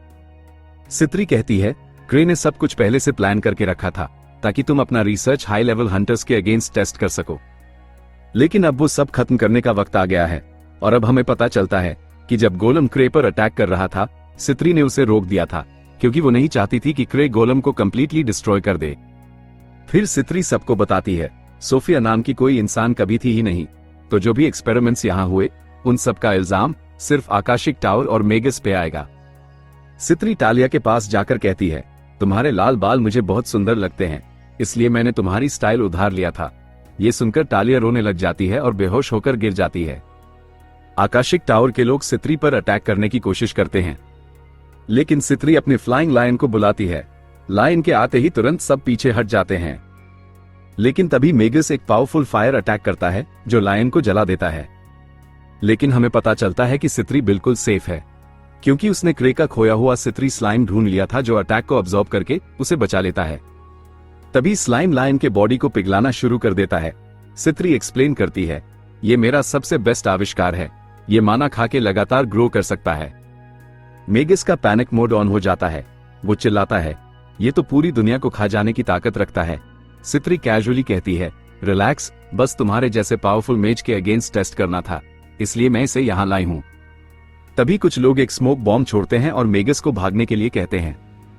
लेकिन भागते हुए मेगस किसी मस्कुलर आदमी से टकरा जाता है और सीढ़ियों से गिर जाता है। सित्री एंट्री मारते हुए कहती है, मैं अपने बाकी पार्टी मेंबर्स की तरह मजबूत बनना चाहती हूं, लेकिन मुझे गोलम्स बनाने में काफी टाइम और पैसे लगते हैं, इसलिए मैंने एक पेट काइमेरा बनाया है और इस काइमेरा को बनाने के लिए मैंने एक हाई सिक्योरिटी जेल तोड़ा था और वहां के क्रिमिनल्स को रॉ मटेरियल की तरह यूज किया और इस काइमेरा को बनाया। मेगस रियलाइज करता है कि वो अपनी जिंदगी का सबसे जालिम इंसान को अपने सामने देख रहा है। सित्री अपना मास्क पहनती है और कहती है, तुम मेरे लिए एक बेहतर रॉ मटेरियल बनोगे।